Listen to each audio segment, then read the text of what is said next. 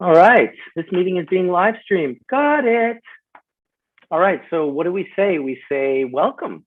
Welcome, everybody. This is episode 25 of Hash Church 3.0. So let me just put that. I need to copy and paste the new link and then go over to our old link and let everyone know we are now live. With Skunkman Sam, it's been 100 days, almost 100 days since the last time we did a Hash Church, if you can imagine. It was a bit of a long break. I know that everyone's been busy doing all sorts of different things. And I just thought it was a good time to throw one. Been talking a lot with Addison Demora and the 800 pounds mantra. These guys are throwing the Legends of Hash dinner down in California. And I thought, well, let's do a little Hash Church. We can talk about that a little bit, maybe talk about some past Legends of Hashes. And really, most importantly, just to see your smiling faces. Well, your puppet, Sam, and Etienne's smiling face. I hope you're doing well, Etienne. How are you? I'm doing good. I'm doing well, sir. I've been working hard with my Veterans Action Council. And, dude, I've been seeing you all over the place. It's been awesome. Yeah, we had a wonderful conversation with Noam Chomsky last Friday, which... Dude, I saw that. It's just one of them. Crazy. I watched that, bro. Manufacturing Consent was one of my favorite books back in the day. That shit is no joke. Yeah, one of our members, Ricardo Prieta, basically went to one of his classes there in Arizona at the college, and he's one of our members. So he asked him, and he said, yeah. So we were very fortunate to have that discussion, and literally we spent some time crafting the questions because we didn't want to come off, not prepared. But Noam Chomsky, bro. Noam Chomsky. I know. It's. Have you read Manufacturing Consent? Of course. Dude. Yes. I mean, I've been reading Noam since I was a teenager. So to actually sit down and have a conversation with him was humbling beyond all measure, but it also validated our work that we're doing at the national and international level. I'm working with Michael Crowitz. I actually spoke at the UN in April, and we're preparing to go to Vienna in the spring, as well as we're preparing for a lobby day in Washington, D.C. So we vets are really putting on the pressure. We're really trying to put the US VA system and the Canadian VA system together, because we want what you have in Canada, which is the access, as the availability to literally order on your cell phone right now and have your medicine within 3 days. You get a rating per certain amount of grams per day. So I won't go all into it. I see we've got our other guest in here, but yeah, needless to say, we're doing a lot of good work for veterans internationally, and they're welcome to join us at veteransactioncouncil.com.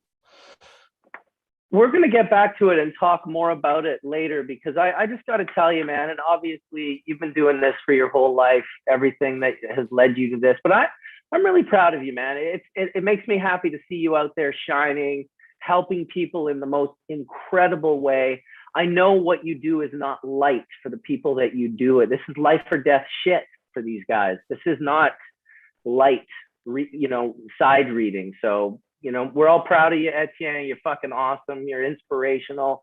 And it's great. It's great to see you and hear from you again. And here's Johnny B in the grow room, looking like a goddamn hippie. Oh yeah, I just said I was never going to cut my hair, put the headphones in. I've been working away this morning. Good morning, everybody. Happy Hash Sunday. Happy Hash Sunday, yeah. And let's welcome Kevin and Addison from 800 Pounds Mantra. These are nice. Addison. He's been on Hash Church plenty of times. His history, you guys have seen him from screaming at DEA agents out in front of dispensaries into, founding the company Steep Hill, and now has a bunch of really cool stuff that they're going to tell us about today, as well, as we kind of welcome everyone. And yeah, welcome guys. Welcome Kevin. Welcome Addison. Welcome Eddie. Get Mark in here. What's up guys? What's up? How's it going? Good to see everybody. Nice to meet you guys. Yeah, man. Good to be seen. Good to be seen. Good to be seen. Good to be seen. It's good to have a Hash Church. I'm not going to lie. I've been watching all these Zoom things happen, like Etienne with Noam Chomsky on the Zoom meeting, and I was kind of like, damn, like, got to step it up. We got this platform here, and anytime you guys feel that you want to do a hash church, hit me up. It's kind of spur of the moment. I know that I hit you guys up last minute, and I do thank all of you for showing up. Welcome Dr. Mark with the fish shirt. This guy's just been crushing fucking fish shows left, right, and center. Every time I look at his Facebook, it's either his daughter going off to college or him fucking tripping balls at a fish show with all his amazing friends. So good for you, buddy. Like, it's great to be back, at live music, large live music events again. It's kind of, I don't know. It was strange in many ways, but yeah, it was great to be back. Great to be back here too. Awesome. Hell yeah, it's good to have you back here, dude. Good to have Best Friend Farms in the house. I know you got chopped over at Instagram there recently. Do you want to give your new Instagram account up? Oh yeah, thank you. Back up on Best Friend Farms Space 2.0, the second version here. So thanks for shouting that out. Nice to be back. I already saw you post it. What did you post? Like some crazy fucking it was this dome of hash covered in like grease or something. Like I just caught it really quick. Your last post. It was like right. Oh, that one today, yeah. Yeah, that one I just did this morning. Before this was some flower rosin. That was that gas mask shoki. I just kind of whipped it up and played with it before the show. Yeah. Hey, Callie, nice to be here. Representing East Coast.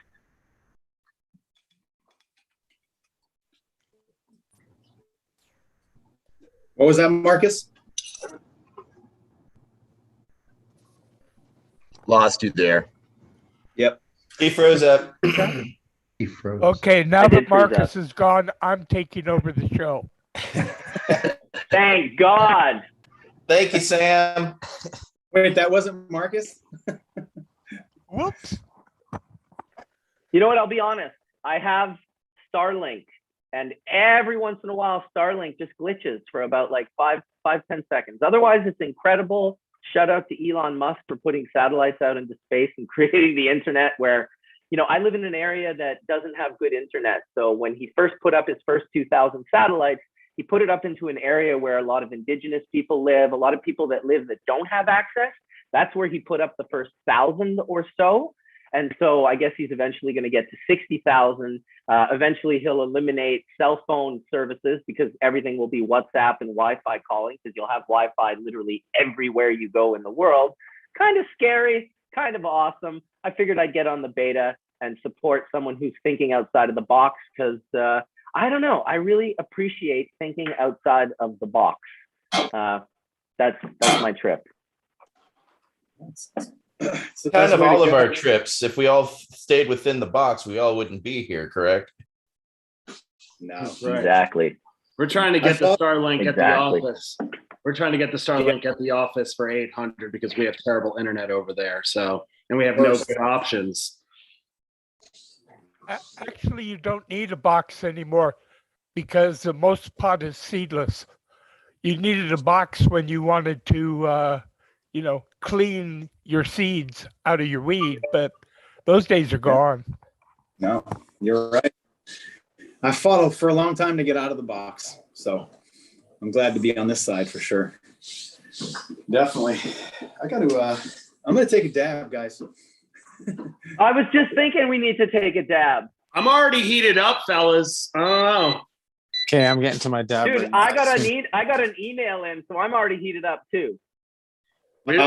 We've got the octave and the regular quartz nails, but the octave's where it's at. Shout out to Pelly. Shout out to Pelly Nail. Those are Shout great. out to D Nail. I got my D Nail Pelly Nail combo going right now, and shout out to Mothership for the eggs. I have a dabinator, which I can honestly say has been plugged in and on for the last 3 years. I never turn it off. Yes, dude. You know what? Shout out to Maximilian from Dabinator, because honestly, I actually helped Sam get his Dabinator through Max, because Max is such a fucking awesome guy. But when I first got mine, and I finally killed mine, but it took me almost 4 years. Left it on pretty much every single day. And when Sam says he's left his on every single day, I can promise you, I bet you this, or it's probably rusted into place because it's never been used. I've also took it to Jamaica with me, and it works fine with Jamaican electricity, and you can even use it with a motorcycle battery. So how did you keep it on the way to Jamaica? Yeah, exactly. On the plane? Plugged into a cigarette lighter. No, I'm joking. I didn't have it on. It was in my suitcase. Aha! So there's proof that you're full of shit. No, I haven't been in Jamaica in 3 years. Think about it. They don't want you putting What a that stuff in crime. your suitcase. What You're a supposed crime. to carry it on. Checkmate. That was good. Dude, come on. As if I would ever get one over on. All you have to do is completely clean them first, spotless. All right, everybody's got to tell us what they're smoking, so we can't just it's show and tell time. Cookies and cream, hash rosin. Forcing me to move upstairs. Hold on. I got some. You're muted, Kush. Kevin. We got some Grease Monkey 9120 press. Gets you so fucking lit. There you go. I got the 7390 press of the Medikush. It's trips on this is 7.6. Got Nice. we got some resin. This is the 90U fresh press that looks like it's actually, this is whipped, but this is some glue. Oh my goodness. Some rosin jam. Oh, I got some rosin diamonds. Yeah, I got some Z. Skeldone with the Calyx. This is some Z-berries, rosin jam, rosin. garlic. Some I've actually been letting this cold cure after I did the diamond separation for about 4 weeks, and just gonna send it off to testing, see what happens. Look at that. What's up, Collins? Nice little jar. Yeah, man, good to see you. How's everyone doing? Nice to meet you. Getting high. Colin, I'm loving that synth setup in the back there, bud. I'm digging Dr. Mark's pup setup over here on the Hey, my good friend. Dude, that dog is awesome. Yeah, that dog. Dude, his skin is so thin you can see his pinkness. Look at that belly. That's what's up. It's like Colin, puppy pink. dude, and what? You've been coming to Hash Church for 7 years with those synths behind you. I've never heard you hit a key. Well, we can change that anytime you want. These I can turn them on. Maybe towards the end. Maybe towards the end, you and Dr. Mark can recreate the Hash Church song. We can do Space. We'll do our version of Space. I like it. I like it. I like it. I like it a lot. I've been collecting these for many years. So you know, today's Hash Church was really sort of inspired by, it was really inspired by Addison reaching out about a month ago, maybe more, maybe less. I have no idea. I have 3 children. He reached out. He was like, dude, like, what the fuck? Like, what about Legends? Like, when are you going to, like, should we do a Legends in California? And I was like, dude, I mean, obviously, does the bear shit in the woods? And I did find out, indeed, the bear does shit in the woods. I'm not sure if you guys have seen this, but yeah, it's been proven, guys. The bear does shit in the woods. There, that's proof. I need a picture of the. Started talking. I need a picture of the Pope shitting in the woods. That's the other one I need. That's a good. Oh yeah, does the Pope shit in the woods? There you go. The Pope represents faith, but drives around in a bulletproof vehicle. Enough said. God willing. Who's he really God trust? willing. So anyway, we started. Yeah, exactly. He doesn't trust anyone. So we started talking about it. You know, he's and for me, I wasn't avidly searching. Legends has always been the most organic thing. And for those of you that are living under a rock and don't know what Legends of Hash is, And maybe Sam, I would love to hear your perspective as well, because I bet you we have slightly different memories or perspectives of how it came to be. But from my sense, I kind of remember sitting around with you at your place, and Rob probably was there. Michael definitely wasn't there. I don't think for the first conversation, but we sort of started talking about, I think it started really with Sam talking about how he'd been at every Cannabis Cup from day one, and that him and Rob always got gifted tickets from Hagar, and they would show up at every one and kind of walk around and kind of talking a little bit about some of the stuff we didn't like about it. It was always a cool thing to bash on High Times for whatever reason, even though at the time it was the only gig in town. And really, it was amazing. The fact that they pulled off what they pulled off, it was amazing. And it was really also the birth of Legends, because I remember us talking like, hey, like if we could just get the best kind of 50 hash aficionados out of this group of, I don't know how many went to the cup, like 1,000 or 2,000 people, maybe between 1,000 and 1,500 in those early days. I don't really remember. And for me, it became a metaphor of like, yeah, let's run all these people through the bubble bags, filter out all the 220s and the 190s and the 160s, and we'll just collect a party full of 90s. I just want 50, 90 micron people at this party. And is that how you remember the first conversation going, Sam? Or what's your memory of it? I remember that our focus was really cannabis people. They didn't even have to be necessarily a hash maker in the very, very beginning. I mean, we leaned towards that, but if you were a serious mover or anything involved with the cannabis industry, and you were a heavyweight and appreciated smoking, then you got an invite because it was invitation only. It definitely wasn't the first year that I was asking to see people's hashes. That modified by the second or third year. It turned into this because we had this incredible group of people in there the first year. It was really an amazing group of people, truly.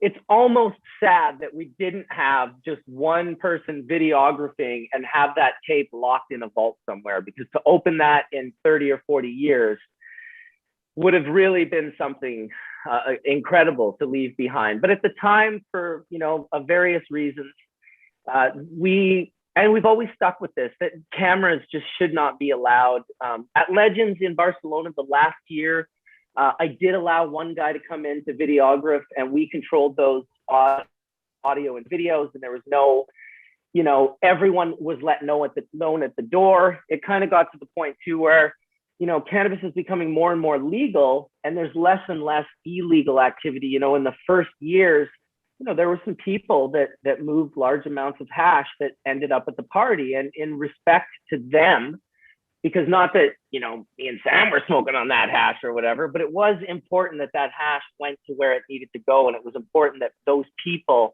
that would smoke that hash, like I was talking to Addison earlier on, the different, compounds that we consume. And if you read Michael Pollan's newest book, This Is Your Mind on Plants, great book. Or This Is Your Brain on Plants. Great. Yeah, great book. Caffeine. And he goes all into I liked when he talked about how conversations were created that shaped the world after work beers at the bar, turned into tea houses and caffeine, coffee houses. New people, intellectuals, started having different conversations in those environments, and those conversations started to shape the world. And now, what Legends could potentially really become, and maybe it even was a little bit back in the day, is to have an event where real charity people, hashish people get together.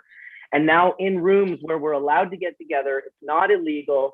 And we can have conversations that now shape the future world that we're going to leave to our children. And that shit excites me. And that's why when you hit me up, Addison, and has this not just been super easy too, Addison? Has this been difficult? Has there been lots of obstacles, or is it, to me, it's just felt really flowing and smooth.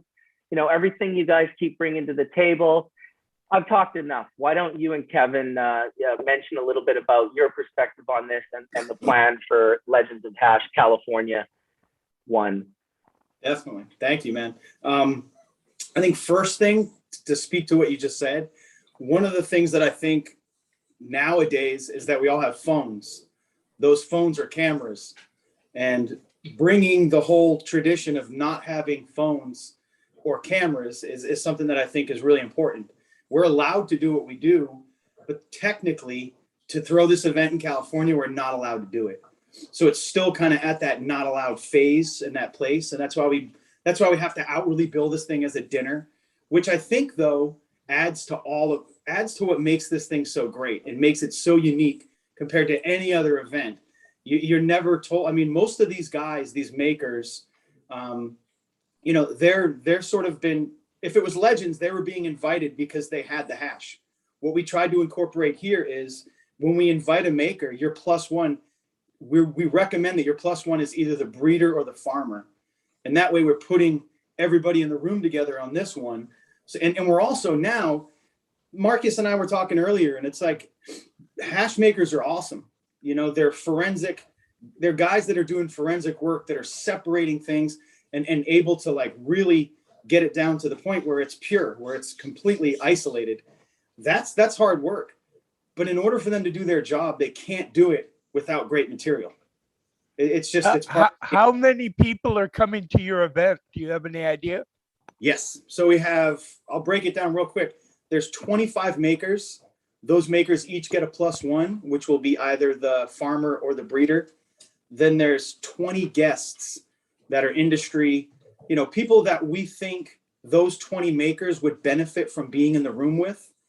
Industry guys that are hash guys that are literally legitimately have a reason to be in the room with them. Whether it's, being in the room with Brian from Vital Garden Supply, which is Brian has put more organic inputs into the cannabis supply production for California than probably most people over the years. We just want them to be a room full of guys like that. So those 20 will be those type of cats, not necessarily influencers, but just people who have really lent to the production of good material, good hash. And a lot of guys too that have never had an opportunity to go to Legends. That's kind of part of this too. We're not trying to, we want to be able to invite guys that have won before, but we're hoping that there's going to be more of these. And we want to just get those makers to be guys that might have not been invited. The 20 are people that are pretty much, industry guys that really should be there. And then we have 15 spaces that are staff and sponsorship. So that's where we're kind of fitting that all together, putting it together. So it'll be 85 people total. Lebanese dinner. It's going to be, I knew that this thing was greenlit and by the culture and everyone else when I reached out to Deppy and I invited him as a guest, and Deppy came back and was like, well, we want to do a mothership drop during your event. So now what's cool is he's producing glass that's specifically designed and sort of the aesthetics. He did a series called Botanicals, which was a series that kind of did a nod back to hash, which was kind of cool, solventless hash.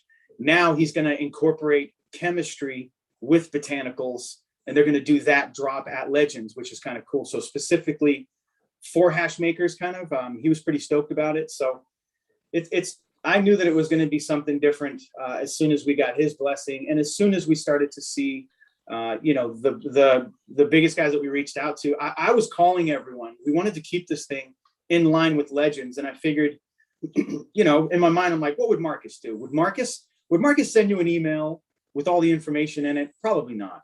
I was like, Marcus would just message you and be like, I need to do a call with you, like an old drug deal. So we wanted to make sure that every one of the contacts that go on for Legends is just like an old drug deal. It's a phone call, it's a, hey bro, if I text you, just call this number back. So everything's done in line with the old way. And it's like a phone call, no cameras, no phones. We're making sure that, it's secretive in that sense. We're making sure that anyone talks about it as a dinner. So it's cloaked in that original sort of secret, how it was back in the day, which I think is helping the event a bunch because it's just kind of making people understand that it's an exclusive event, that it's invite only, and that it's going to be a celebration of hashish. We wanted to this year incorporate Afghanistan as the cultural sort of focus for it with what's going on there. And I think it's a good time to kind of to let everybody know that the United States is going to get a bunch of Afghan refugees, a bunch of people from Afghanistan, and hopefully we get some guys that make great hash that we can that can come and show us and teach us some other cool stuff. So yeah, it's going to be an event that, or not even an event, it's a dinner. We're really just honored to be able to put it on, and there's not a day goes by that I don't wake up and be like, all right, is this going to fall apart today? You know, is this going to, and it's done the complete opposite. Every person that's wanted to be involved has reached out. We've got big guys behind it that want to help with it. And it was really hard for us to kind of figure out how to pay for it, how to take care of it, because we don't want to bring in just any sponsor. But it is a dinner. It is, you know, when we've gone to other events and we've seen other things, what's going on, we just looked at it. One of the big conversations that Marcus and I had was, you know, how do you take Legends, which has been so secretive and so protected, and bring it out to the public now and put it into a recreational state? How do you do that? You know, and it's like, well, there's certain components that have to transfer, and one of them is going to be, you know, it has to be marketed in some way. It has to be, we want to eventually open this thing up to a larger community and be able to allow people to sort of enjoy hashish at the same level, and appreciation for hashish at the same level. May never be at like the geeked out, you know, nerdy level that we are at, but at the same time to educate them on hash and to get them open to like, what the fuck is hash? You know, I talk to some people and they think hash is like opium or something. They don't even fucking know. Like they still to this day are like, oh, that's weed mixed with heroin, right? And I'm like, what the fuck are you talking about? So the broader public really doesn't understand, you know, what hash is about.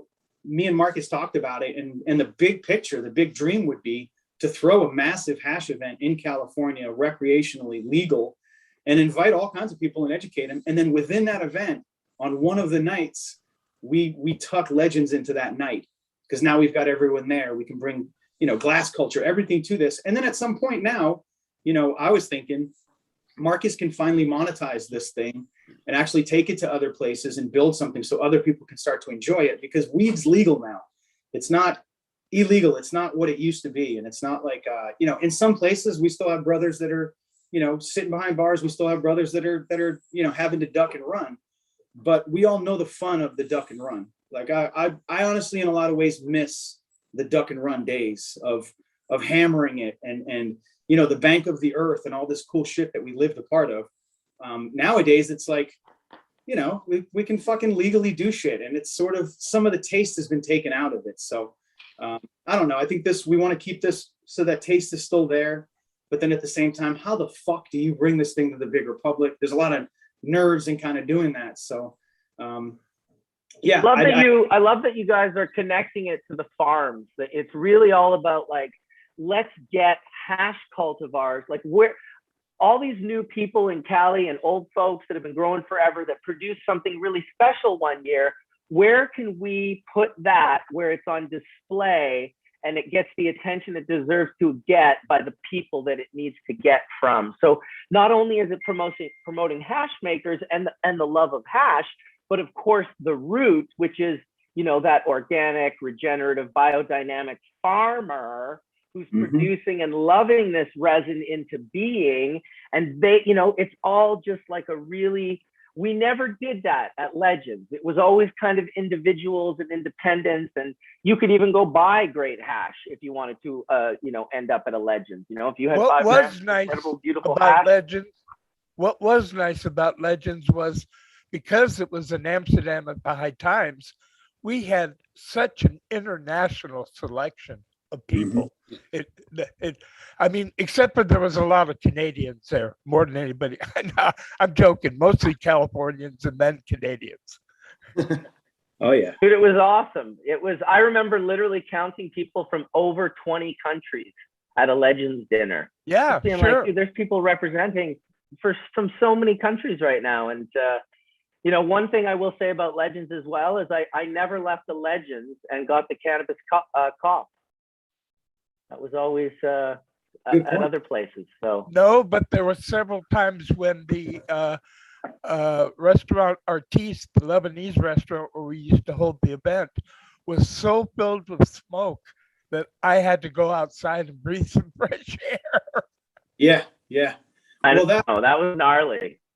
That wobbly is that thing is unlike anything I've ever hit in my entire life. I remember that I waited every time I went. I would wait as long as I could to hit that thing because I knew that after I hit it, it was just fucking space. What used to blow my mind, where was that girl from Denmark or something that used to, Marcus, that used to hit on it like crazy? Oh, she even lit a few for us. That's right. Oh my God, I almost forgot about her. She was God from Denmark. That's right. Unbelievable. Listen, it wasn't just that hubbly bubbly either, Addison. It was Sam's hash. Like that hash is not normal. And it wasn't back then. Even when I had already been smoking full mouth and I felt like, oh yeah, dude, I know what quality is. I went to his house and the first time I smoked a bowl of his hash, and I'm shitting you not, this is not a lie, I literally got so high, so fast. I was like, oh no, what if I shit myself or vomit? Or I just went through all these crazy thoughts. And then he fed me like 20 more, no joke, while he himself took 50, like over the course of a couple of hours. I left that guy's house so fucked up in my head. I was just like, I remember Rob saying like, oh yeah, I was really stoned last night. I was like, I mean, how stoned could you be, Rob? I mean, come on, what did you eat, like an ounce of resin? And then I found myself in that position walking home from Sam's one late night in Amsterdam and just being absolutely floored at how strong that man's hash was. And then of course I'm like, oh, okay. So he went and lived in the hash producing country, collected the seeds, grew hundreds of thousands to pick the varieties, bred them with his savant-like capabilities, then processed them with his own fucking incredible processing methods. That's a full meal deal. That's like a full house if it's the deck of cards. I remember or too, like Marcus, that the first couple events, it was mostly my hash we were smoking. Then everybody started bringing better and better and better, especially with water hash. That's what really changed the world. First water hash came in and really lots of people had really high quality water hash. And then it just kept growing and growing and growing. Which you could also tell based on Sam's level of utter and complete snobbery. It was like at a level back then that was like, you couldn't even fucking imagine it. It was palpable. He would just not smoke anyone's hash. He would only smoke his own hash. Oh, and for him I to would smoke your hash, anybody's hash. I would smoke anybody's that was as good or better than mine. And there wasn't any, is what I'm saying. Back. I know that. You were just smoking your own. I was like, this motherfucker won't take like a hit of my 5-star. Oh, I wish I had. Well, he's popping the 7. Could you imagine, Marcus, if there was a selection of hash from each of the legends that would have been put away and saved, stored cryogenically for some day to come out and get smoked? Could you imagine? I mean, that would have been better than any footage of anything, I think, just to taste. But you can do it at California One, at the first annual California Legends. You can do that very thing. This is what happens when you get together with your friends. That's right. What you need to do is put a kilo away of each of the winners. That's gonna be tough, yeah. Kevin, I think we just raised. We're gonna need 1 kilo and 40 grams to make this thing. Sorry, guys, kilo and a 40 gram. But I mean, thinking of that, like a hash vault like that would be incredible, and the Legends, event really could. I guarantee if you keep it from oxygen and you freeze it and you keep it out of the light, and it does not change in a decade or two, really, or if it changes so little you can barely notice it.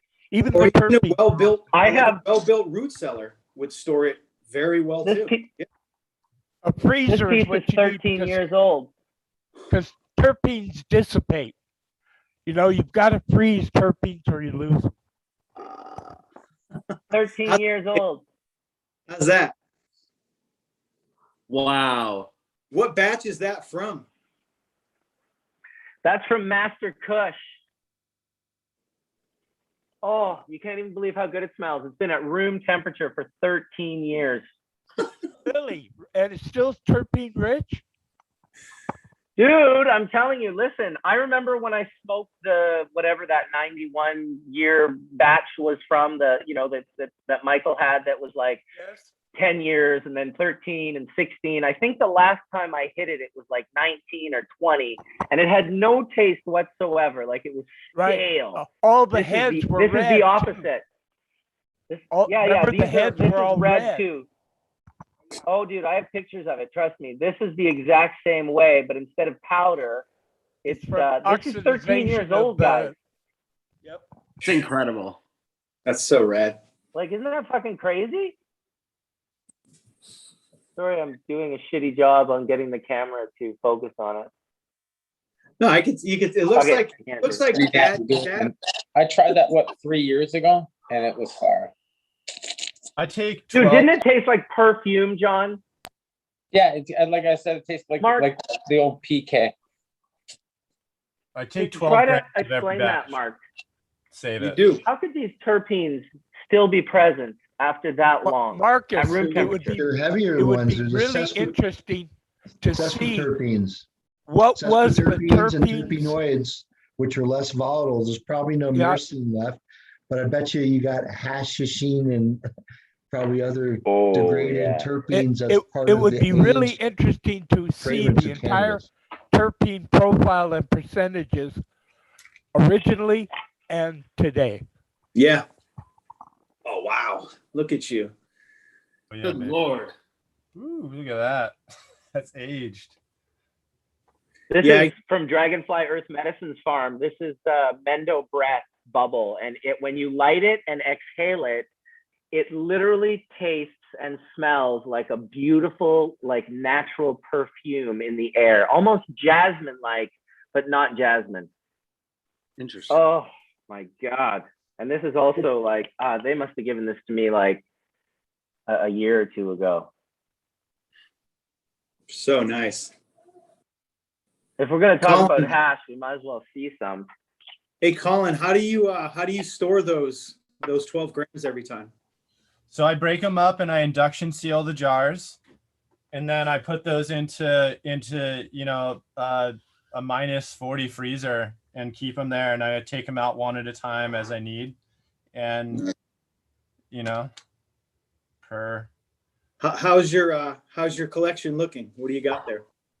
Oh boy, I've got a lot here. I've got some California orange bud here that I'm trying right now. I've got some C99 here to the right. Some GMO. God, there's watermelon Zum right as well. There's a bunch. There's like over 100 different varietals that I have kept. And So dope. The California orange you have, is it citrusy? yes, it is, Sam. It's the Eric 77 cut, actually. That's a rare one. Oh, 877 cut, or if the kids are even calling it that these days. Yikes. Many people have told me that I made a hybrid with skunk #1 and California orange, two of my favorite indica sativa hybrids back in the 80s. Mhm. And that's what I've been told Tangi was selected from. I think that's the same cut, Sam. Actually, I think it's the California orange that's the surviving cut. Might be that same one, Sam. From what I understand, it's believed to be that. Because not all California orange was citrusy. Right. Some of them were Yeah. barely citrusy, and some of them were really pronounced citrusy. And those are the ones I like. Yeah, this is Yeah, that's the one Shanti Baba had. Shanti Baba had the super citrusy one, and he had like a multi-acre greenhouse in Bellinzona in the south of Switzerland. And I remember walking into it, and they were all about 6 to 7 feet tall, Christmas trees, citrus, had my eyes watering because I was literally crying. It was one of the most beautiful things I'd ever seen. I asked him right away, I said, who grew these plants? This is incredible. Then he told me it was their first year growing them, and they were the local Swiss rose gardeners that he just took and said, okay, listen, this is just like roses, except instead of thorns, it's a resin that you can get in your eyes. So don't rub your eyes while you're working on the plant. And these fucking rose gardeners just crushed it. Like, I could not believe it. Shout out to Shanti Baba and his rose gardener crew in Bellinzona, 2001. And welcome, Josh. And Josh. Dragonfly. Regenerative. Hey, welcome, guys. Sorry, we got to welcome these guys. They've been here for a while and we're just talking over them. Terrible. No. The people who grow the resin that we love. Oh my goodness. I How's have it going? hey, good morning, everyone. Glad to hear about the legends of hash and everything that's going on. You know, who doesn't like hash? You know, and rosin. If Frenchy was here, he would tell us rosin is not hash. So I have to bring that onto the table. I would say the same thing. We included in the legends for this year. Say what? Rosin is not hash, but hash rosin is hash rosin. Yeah. So we included rosin into the legends for California 1. Nice. I would let rosin into any contest because technically it's not old school hash for sure, but it can be just as clean, as potent, and as beautiful and terpene rich as any of the dry sift I ever made in my life. We let it in because of how it makes us feel. Are you requiring that it's only hash rosin, or are you letting flower stuff in? No, they can select either melt or rosin. So it's their choice. If they want to do flower rosin, they're more than welcome to. We don't really see a bunch of guys that are doing flower rosin. It's all gone to hash rosin at this point. But yeah, I mean, we wanted to incorporate the grower on this one for the main reason that when I got into cannabis, I was a grower at first and I grew some plants, and I didn't become a hash maker till I became a grower. And it was that lifestyle of hiding in there and, trimming my own shit, and I'd get the finger hash. And then I was Mark's rep for bubble bags in Northern California when I was a sales rep in the snowboard industry. And that's how Mark and I met. So I was running around meeting people at snowboard shops.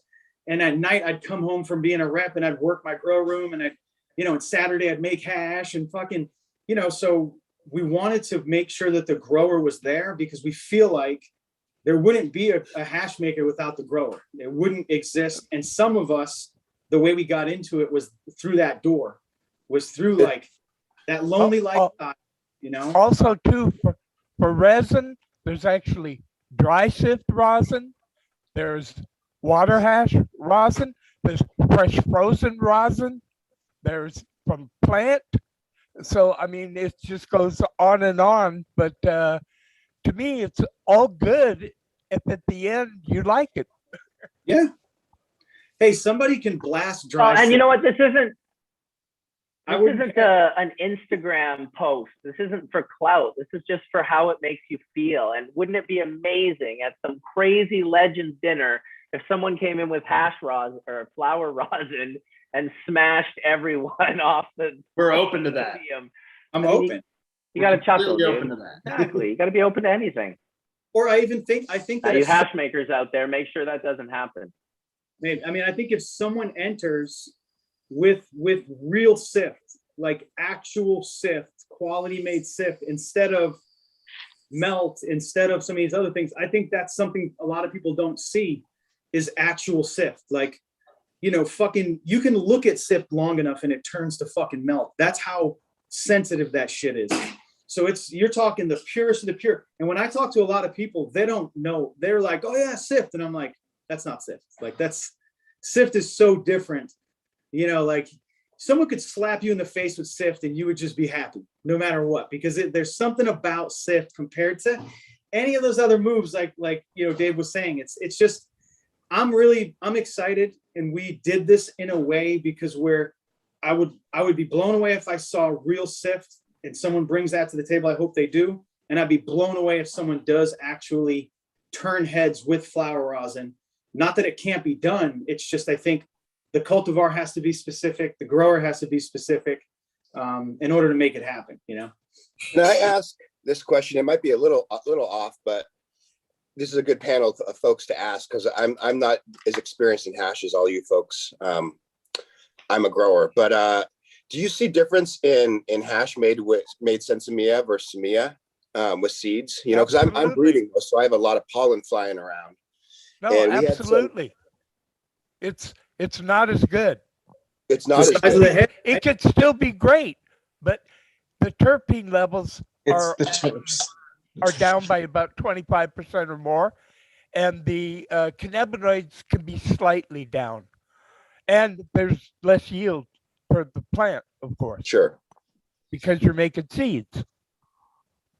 I had done a bunch. I mean, I've been doing a lot of this because I have a lot of pollen flying. So it's kind of like the only thing I can do is to make process it that way. And it ends up coming out really good. I mean, it's not like the fucking stuff that you're going to remember for the rest of your life, but it's good A- quality stuff. And I put it on the market and people are, you know, really happy about it. And I've actually had some people come up to me and be curious, like, you know, there's something extra that's getting me high in there.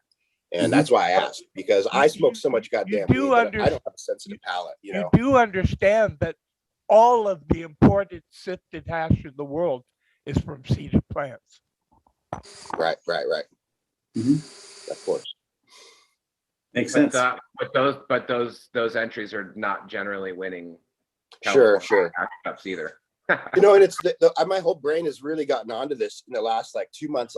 I've been thinking a lot about hash because I am breeding, and when I have someone process my material, I lose 50%, 40% of my work. And so I finally got myself a freeze dryer, and I was like, holy shit, it dawned on me. Just what you guys were talking about, I could store this stuff freeze dried and sell it and hold it. You know, I could do a big run of this one thing that's really cool right now and save the whole thing or have whatever. And 10 years later, open that up and be like, yo, I got some GMO. Anybody interested? And people be like, fuck yeah. So it's pretty exciing. So I love the idea of doing it, you know, on a bigger level where you're bringing in super high end producers and washers and being able to, you know, hold it that way. Yeah, it's crazy. It's the where it's gone too. Like just looking at it from, we get the privilege to visit all these facilities, and we're going into them. And my favorite part is when you walk through their setup. And my second favorite, or probably my favorite part, is when they bring you to the freezer and they open that freezer and you're looking at $400,000-$500,000 worth of fucking melt, like jars, massive, and everyone has this. This is, you know, and we joke about it. We're like, oh, that's actually where their money is. It's in that freezer that they've got stored there. But the other nutty part is when you walk through their processing areas, and I can sit there and it's Marcus's, you know, those Canocos, these machines, these fucking freeze dryers, all this new equipment that you see wasn't here before. And now it's like, finally, Nicotine can have dry hash, right? Like, you know, it'll be dry enough because the machines are there instead of having to do it the old way. But nowadays, it's like, it blows my fucking mind how much equipment is available. And the fact that it's not cheap to produce this stuff. Like some of the big stuff at Whistler Tech is insane. You know, we're trying to get Mark to get us a large machine just to have at the event or something, you know, so people can be like, what the fuck? Because this thing is gone so far. I can see behind you, like the dehydrators. It's just, there's so much that's now here and present for guys to be able to, you know, process. And it's, I like California, you can have 6 plants, right? You can take those 6 plants, you can flower that year, your 6 plants, you could take that flower, you could sell all of it. I always joke that like you can move a box and fucking open a solventless lab. Well, that's where my brain was going, because I'm paying all these people to process. I'm paying all these people, and I'm like, wait a sec, I have a couple big 30 by 96. I run the whole thing by myself, and I'm like, I could hire a crew to come in for 5 days, bring it down, and if I got a big machine like Marcus's or the Whistler Tech, I could wash the whole goddamn thing in 3 or 4 days by myself, and then I'm done, you know. And I've wrapped up. I saved some for long-term storage, and I can sell a little bit and move on. I was just like, holy fuck. Dude, then you could rent out your machine too. Right. So once dude, you I'm all about yours, it. Like, I've seriously put a ton of time into this. I've just been wanting to call you on it, you know. But it would change my game entirely as a breeder, because then I can just focus on my plants, you know, and I can sift through everything and melt really easy. And like, god damn it. It took me a long time to get here. I feel kind of stupid because I was actually putting out rosin specifically for gen, you know. But I just kind of took a break on it for years because of it. Sorry, I didn't hear. Now you can breed specifically for hash dumping. Totally, strains. totally. We've been working on that. Yeah, for sure, man. And that's what I, I think that's It's not so easy, but yes, it can be done. There's For a path. example, yeah, you have to spend the time and really focus on all the data points and just where the loss is and isn't through the process. But it's I find it really rewarding, and I recommend everyone to do it. It's something that I've found. I was a grower first, and then I wanted to make hash like most of you on here. And it's, look, you hone in on what's important. And to me, it was terpene profile and yield. And I just knew that if I didn't do that, I'd just be looking at, less than 2% yields all the time and always wonder why. Right. So with dry sift, if you really want just pure heads, you only get about 3% from a kilo of weed. Mhm. With water, you can get, 10, maybe even 12 or whatever. With rosin, you got a similar number. So, I mean, economically, if you just grow on a few plants and you want to make your own, rosin or water hash makes more sense. Stores. Yeah, the Dry highest sift. yields I've ever gotten with rosin and water hash is close to 30%. Those are rare, but they did That's happen. insane. I did that. Where is my That's bike? tremendous. That's crazy. It's tremendous. Yeah, not many We people. generally get 20%. Not many people are going to Dry. hit those numbers. No, milk. 4 to 5% fresh frozen. Like Sam, when he was talking those low percentages, 4 or 5%, he's talking fresh frozen, which 4 or 5% is like 16 to 20% dry yield. Yep. When Sam's saying 3%, so what I'm he's saying, talking like, I got dry yield. So Yeah, 8% I frozen start is with pretty dry good. plants, correct? 8%, And I get rid of all the crap and all the crap and all the crap till finally all that's left is little resin heads. And I never have more than 2 or 3%. Yeah. Makes sense. Good Yeah, company. That's good 8% company. is hard to accomplish all the time. 8% is like, if you're hitting 8%, that's a really amazing place to be. Hone in on whatever varietals and parent stock that's doing The that. GMO root beer, man. I'm telling you, guys, this shit is fucking fire. I'll have test numbers on all the varieties here in a few days, but it's tapping that for sure. So But I don't like GMO plants. Well, fair enough. They're weird. No, that's a joke. Don't you get Oh. it? GMO plants. Hey, since we're talking numbers and yields, Fair enough. Kevin and I have been working at 800 for the last probably like 18 months, selling fresh frozen in the market, pretty much being a broker to the fresh frozen. And, what we saw was disappointment, sadness, anger, deceit, bad stuff going on. What you saw was farmers that had these ingenuitive cats that would come in, logistics guys that would come in with reefer trucks, and they had the grand old idea of, what? We're going to come in here and we can use your staff. We're going to harvest and freeze all this. And when we freeze it, you can get your harvest, you can get your next grow going, and we're going to sell it all to the hash makers. Well, we all know that specific cultivars are good for hash making, not just everything. So they kind of duped a lot of the farmers into thinking that this was the way to do it. What happens then is the stuff's not selling. The reefer truck's sitting there on the farmer's land at $1,600 a month. All the profit starts to get eaten away. And then the farmers literally has a bunch of fucking material that the reefer truck leaves, and they have to either drop the price to the point where they didn't make anything and lost a bunch of money. So we saw this everywhere. We're just like, and the other thing we saw as hash consumers was that it was the same fucking 16 to 22 strains over and over and over and over. And then these assholes started to fuck us again because they started taking the same 16 to 22 strains and mixing the melt and pressing that and calling it a modified and making a new SKU, which is good for business, but shitty for my fucking receptors. So Hey, Addison, I gotta ask a question. So what you say about hashing is certainly true, I think, with cultivars, but not necessarily extends over to solvent-based extraction. And so, as you know, there's an incredible market for fresh frozen in for solvent-based extracts, especially in Cali. I mean, just the way that it doesn't really, it's most production's not based on vertical integration where you have control of the grow. And certainly if you're making live resin and you're doing fresh frozen extraction, just like with hash, you can't make a good extract out of bad starting material, right? Mhm. You can certainly turn good starting material into a bad extract, but not the other way around. So I think that the pressure on those growers now is that, you know, they can easily dump that stuff probably at a much lower cost, higher volumes to the guys who are just buying it and extracting it as much as they possibly can to make sauce and diamonds on the solvent side.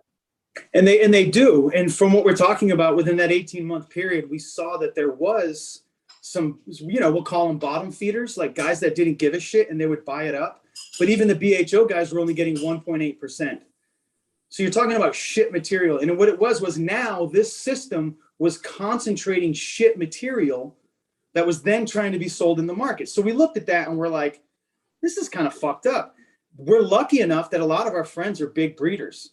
So we would go and be with our buddies and we'd be smoking hash and they would have this fucking strain or something. And they'd be like, oh, this is my blah, blah, blah.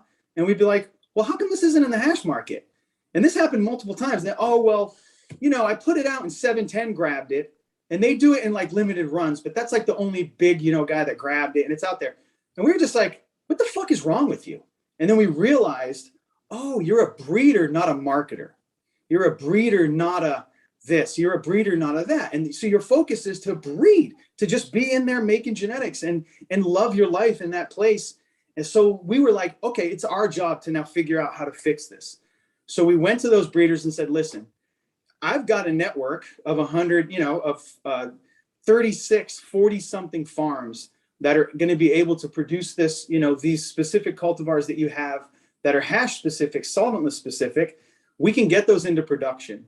If we get them into the washrooms and we can help popularize the strains, would you be willing to just take these genetics, whatever you have that you think are right, and give them to us? And we'll make sure that your name is, you know, recognized the whole time and that there's integrity in what we do with the farms that we work with. So we got breeders to agree to that. We then went and we knew that we needed an actual nursery. So we went and found a nursery. We have right now we have 7 or 8 breeders. We got about 45 or 46 strains that are all brand new for solventless hash, according to the breeder. And they're all producing at least at 4% for solventless production. So that's kind of the prerequisite, is that it has to produce at least 15% THC dried weight, and it has to be at least a 4% to get into pipeline as a brand new strain that's going to come in from a breeder. Now, what we did was we also realized that we had to figure out how to take the plant material from the farm within the farmer's model and what he's doing in harvesting. So the farmer knows when it's ready, pulls it, starts to dry it, and cures it. That's what they do. What we did was built a system that fits into their model and allows us to take a test wash at the right time, specifically at the right time. We have a network of buyers that we're already shopping the list of strains to and the harvest dates. Once we do that, the guys that are buying, they can look at that list based on strains or cultivars and say, oh, these are coming down on these dates. Let me set up my test washes on that date. And we've been doing this over the last 2 months and orchestrating this, and it's been perfect. The test washes, so if we have a lab that test washes with us, if they like the product, they get first right to refusal. So we're moving through 2,000, 3,000 pounds of material at a time. The farmer's stoked because we're like, hey, pull the leaves 12 hours before, then come in, apply this pull, you know, this harvest bucking method, make sure that they're frozen and stored this way. So this whole entire thing is all done specifically for the process, because now if we do it that way, we can advertise to the makers, hey, we followed all these protocols and SOPs. We're using these strains. Here's the harvest dates. And this thing is knocking off now, doing so well that we already have guys that we went to and pitched it to that were so stoned that they came back and pitched it to us, which I think is awesome. And we had to remind them that, look, we built this in a way where you can't really do this without the relationship with the breeders, without the relationship with a really great nursery that you can trust, and without the relationship then with existing makers that you're already selling material to. And a lot of these guys that are trying to copy us are the logistics guys that came in and fucked everybody the last couple of years. So we approach it with loving kindness. We approach it with logic, and we just look at it and say, very selfishly, how the fuck do we make it so that there's better strains for us to smoke hash? That was really the selfish approach to it. And then we figured it would grow from there. And it had. To be clear, you're talking about clones, yes? Not seeds. Seeds. Seeds from seed. Well, there's got to be variation. Every plant's got to be. Yeah, there will be. So that's why the nursery partner that we selected a very specific nursery partner that's very good at propagation and very good at communication, so we can have them work directly with the breeder that bred it and help them understand what characteristics they're looking for through the process. And it took a long time. It took a lot of looking, but we did find a partner that's willing to take the genetics. But then we also have a very rich scene in California with tissue culture. So we have access to the genetics in clone form that we can tissue culture and bring those lablets in and be able to also then use the specific strain that the breeder's talking about, the actual one that they selected. But it's also fun for the nursery to be able to get in there and open it up and see, because they may see one that's a great flower version. They may see one that's a great hash version. And that's why we want to start defining things differently that way. I'm in favor of clonal production. I mean, I'm a seed guy. That's the honest truth. But what I do is I grow thousands of seeds to select out the one or two that I want to clone. Yeah. Yeah. So, I don't use clones for production per se. Clones are the way, not seedlings, because seedlings are just too variable, and that's both good and bad for the reason you're saying. But when you're producing a product, you don't really want variability. You want it to be consistent. Yeah, and that's why we have the guys that we're working with at the nursery. They're very good at doing selection. They do selection with compound. They do selection with some really big guys, and they've got an eye for it. They know what they're doing, and they tend to be able to lean a little more toward hash as well. So we figure some of it will come through in clone form, because some of it's rare. They don't have it in seed form yet, or they haven't produced it that way. And there's different ways, but we look at it as if we're able to give these great guys at the nursery, these great growers, the ability to pop the beans and find what's in there, then it's a good start. At least it's going to give us a strain or a cultivar that we can narrow down on and run test washed. And hey, if the test wash come back and it's at 5, 6, 7%, we got a winner. What's crazy about what's going on now that we're seeing, we just watched Taylor from T Beazle. We watched him, start a brand new seed company that he's been working on for the last 2.5 years. And out of the seeds that he bred, he started to put out test batches that went out that are now coming back, and guys have had time to mess with them. There's one of them called Twins, which is fully purple, coming out at 7% yield. And they have other ones that are in there that are up at 11% yield for solventless. So, I mean, these guys are able to, and they're doing these, what he's doing is he's making crosses with his shallot sashimi and his fofana. And both of those are base as what he's using for progenitors for hash breeding. The shallot sashimi is a GMO cross. The fofana is a banana cross, which are both, well known for dumping heavy snow. So what he did was created crossbred and created some versions of those that he then bred in and did what you're saying, did 1,000 crosses.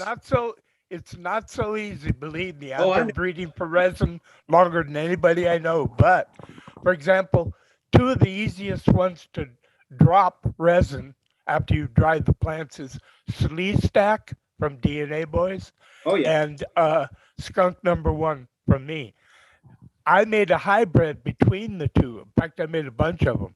And none of them dropped resin as easy. Mm-hmm. It goes counter what you would think, but That's the way it was.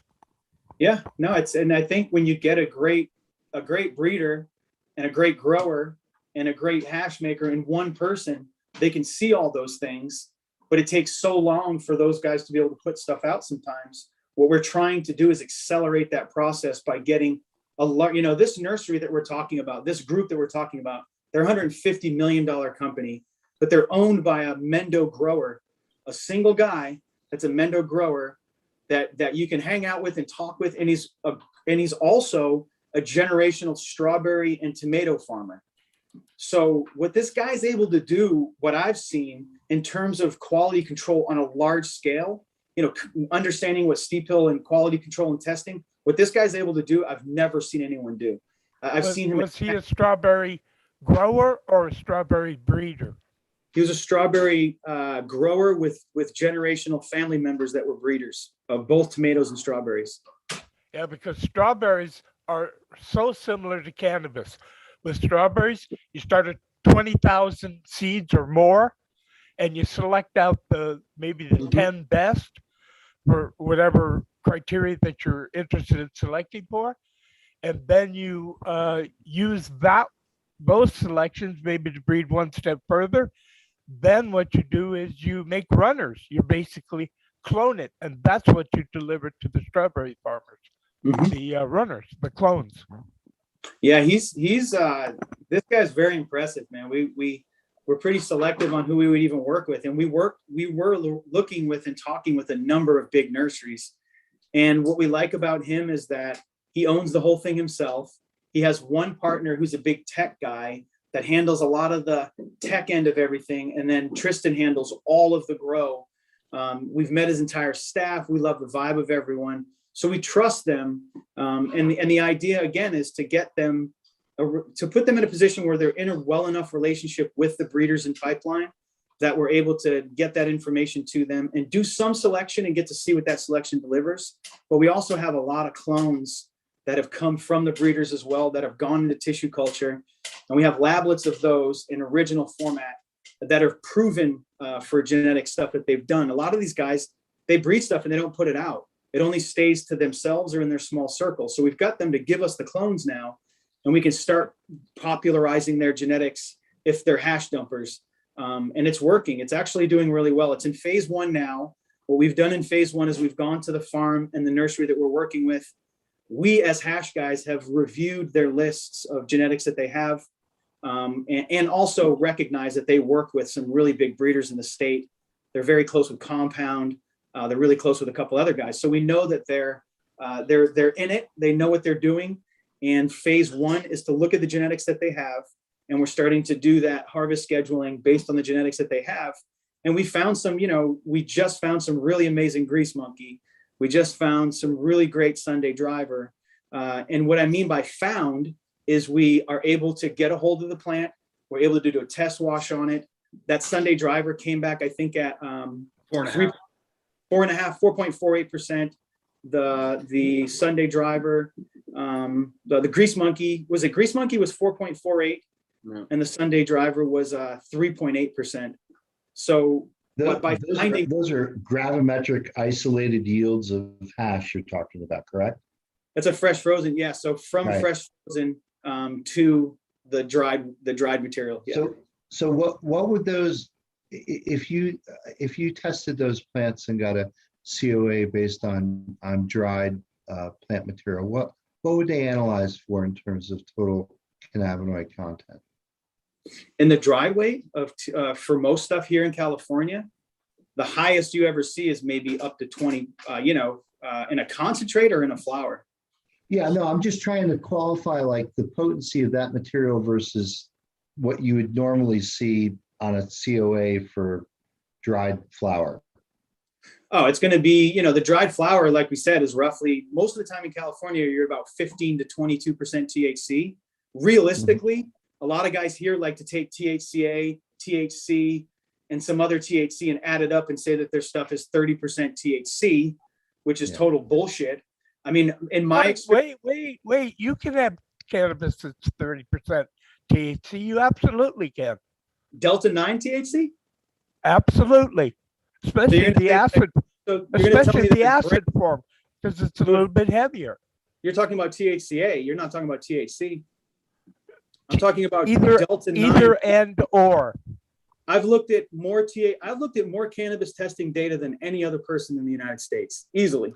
I've looked at more. Honestly, I have my doubts I've because scoured through more than anybody else. Looked at it. I've had my own lab for the last 30 plus years. How many samples have you run? Thousands and thousands. We were breeders. We've done at Steep Hill in 1 year. We've done over, I'd say, 150,000 runs. And at one location. Who's doing the analysis for you? 150,000. The final analysis, Paul Daly. And what lab is that? That's Steep Hill. Hello, So when it Paul. comes to data, Yeah. I've looked at the data, I've seen it. You're telling me now that if I had a gram of that dried flower in my hand, 30% of that gram of dried flower in my hand is pure THC. Well, actually, the highest that I've ever run in myself was 29.6. Of Delta 9 THC. Dried material, and it was Delta 9 THC, not THCA, because I ran it on my DC. Yeah, so 30% THC would equate to 38.5% THCA. And yeah, I call bullshit on that. You can't have plant material. I mean, if you're plucking the top of your colas and you're testing nothing else, and there's no other stem material in there, because any non-trichome producing material is going to dilute that. But in a typical biomass sample, what you would do is you would, and Etienne knows this because I'm sure he sees this all the time in his purchasing, is that there are sampling protocols for basically sampling large sums of cannabis for an accurate COA that then Etienne's price on that material is based on. I understand all of this, Mark. I've been doing this a really long time. I know. But what we did was we used a sample that was heavily manicured the way it would be as a consumer would smoke. So it wasn't unmanicured. It was very manicured, but it was 29.6% THC. I just Sam, know that is rare, Sam, and I have to say we are not seeing anything like that. That's why I'm mentioning it. No. I understand. It's the highest I've ever seen. Most of mine was in the range of 22, 25 was high.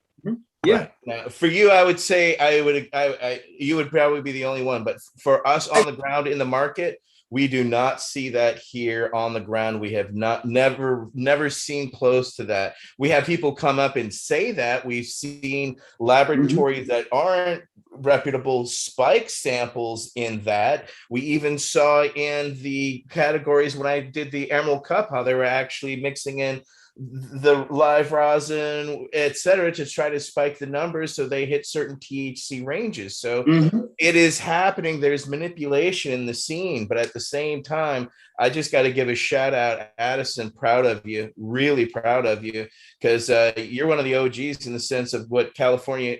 For those who don't know, Addison had one of the early dispensaries, got busted, fought the system, started Steep Hill Laboratories, and has just stayed in and stayed true, because I worked with him back in 07 and 08 actually on the original testing here in the United States. So much love, great respect. And I don't see it as a pissing contest between you guys here number wise. It's just you've seen rare air, Sam, and we on the ground do not see anything close to that rare. We're lucky to see the 20% besides the 22 to 25. You know what I'm saying? That's more common to see in the under 20 than you're going to see anything over 20, unless I'm mistaken, Addison. Yeah. When I tested all the samples that were entered into the High Times Cannabis Cup here in the Netherlands, which I did each year, they seldom were 20, 22, maybe one or two were 25, maybe, but there was no 29.6 ones there. What varietal was that 29%? Manitus Thunderfuck. Madanuska Thunderfuck? Yep, that's the one. You know what? Really? Wow. You know what, ATN, when we first started and we first got into everything, we learned pretty quickly that Sigma Aldrich's standards are trash and that they weren't correct. And here's, Sigma fucking Aldrich, right? You're like, come on. And then when you got to It's not only Sigma Aldrich, it's also Everyone. if you They don't order make them, them they buy from them.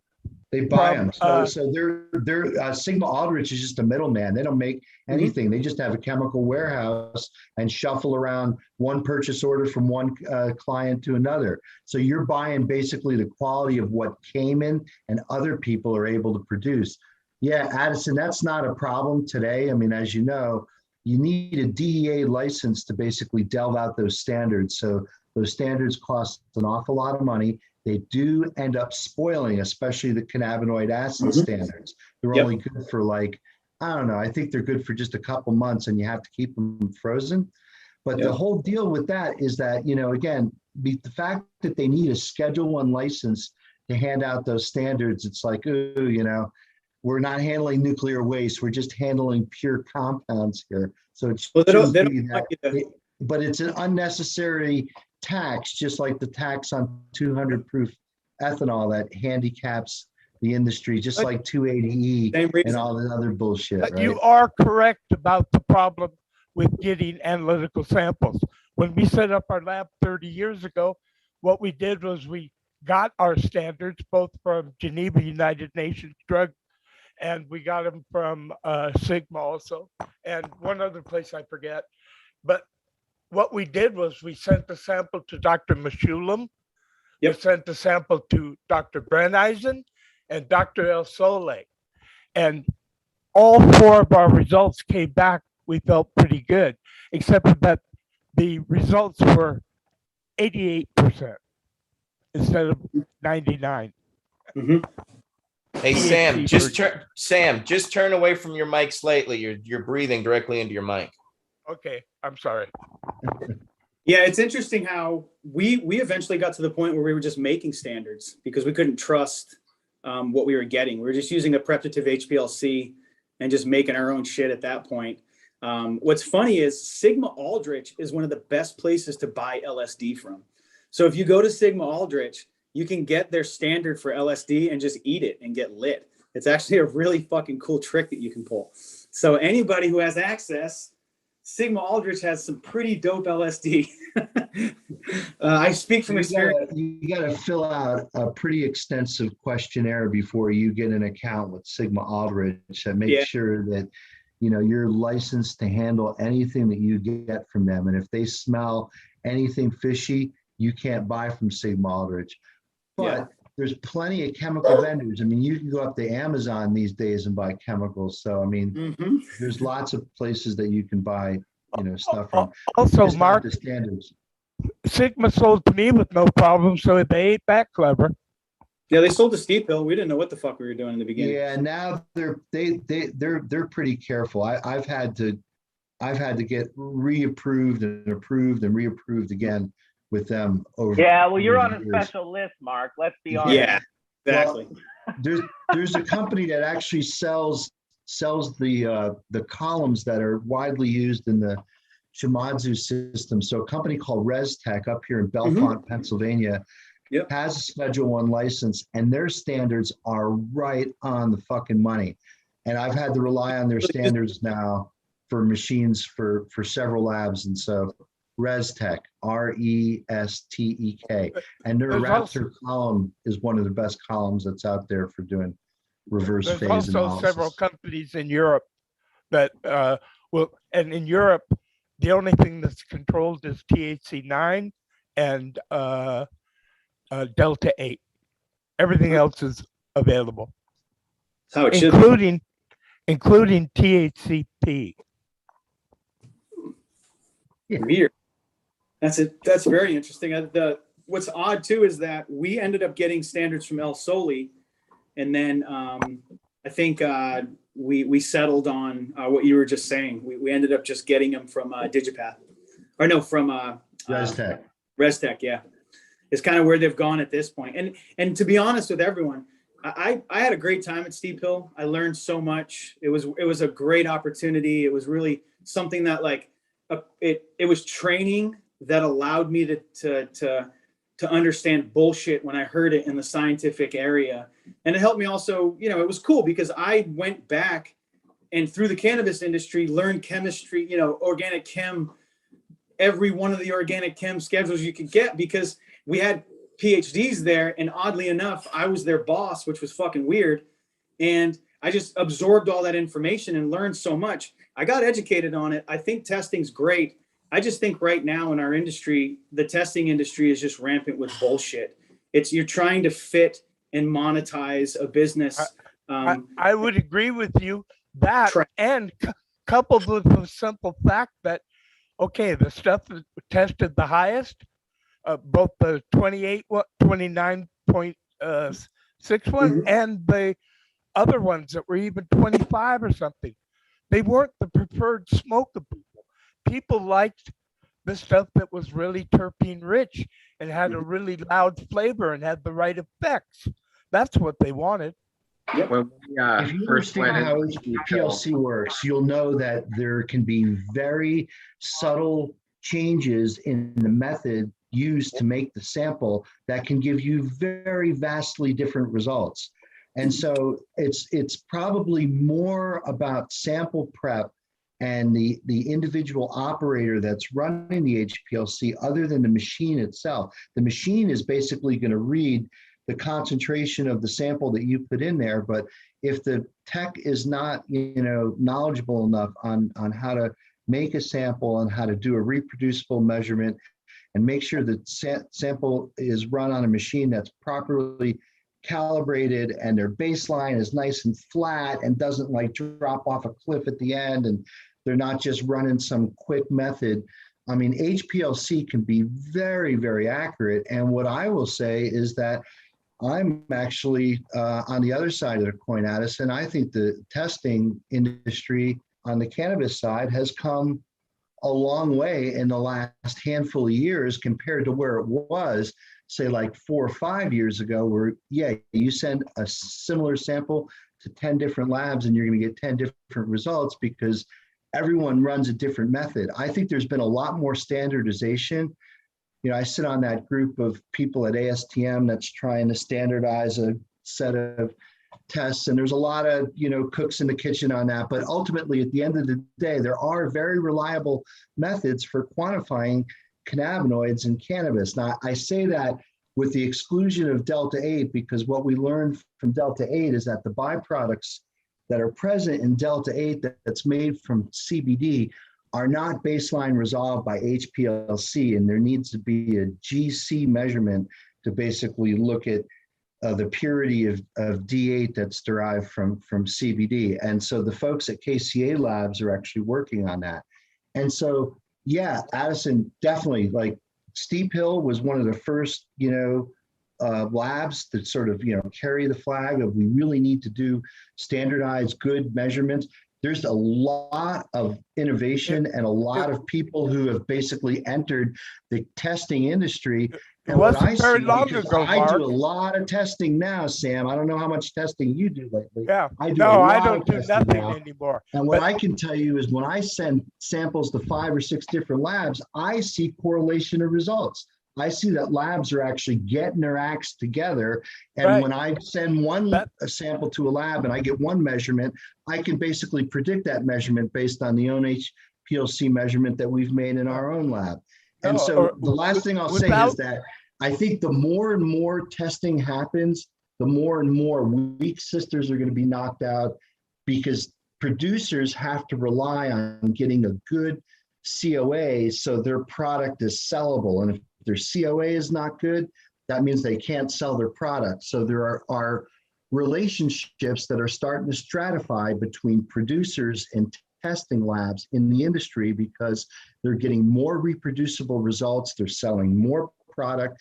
And I think that the needle is moving closer to actually characterizing these samples more accurately than they were, say, just 3 or 4 or 5 years ago. You're right, Mark. And it's even more than that because the industry only started in 2008.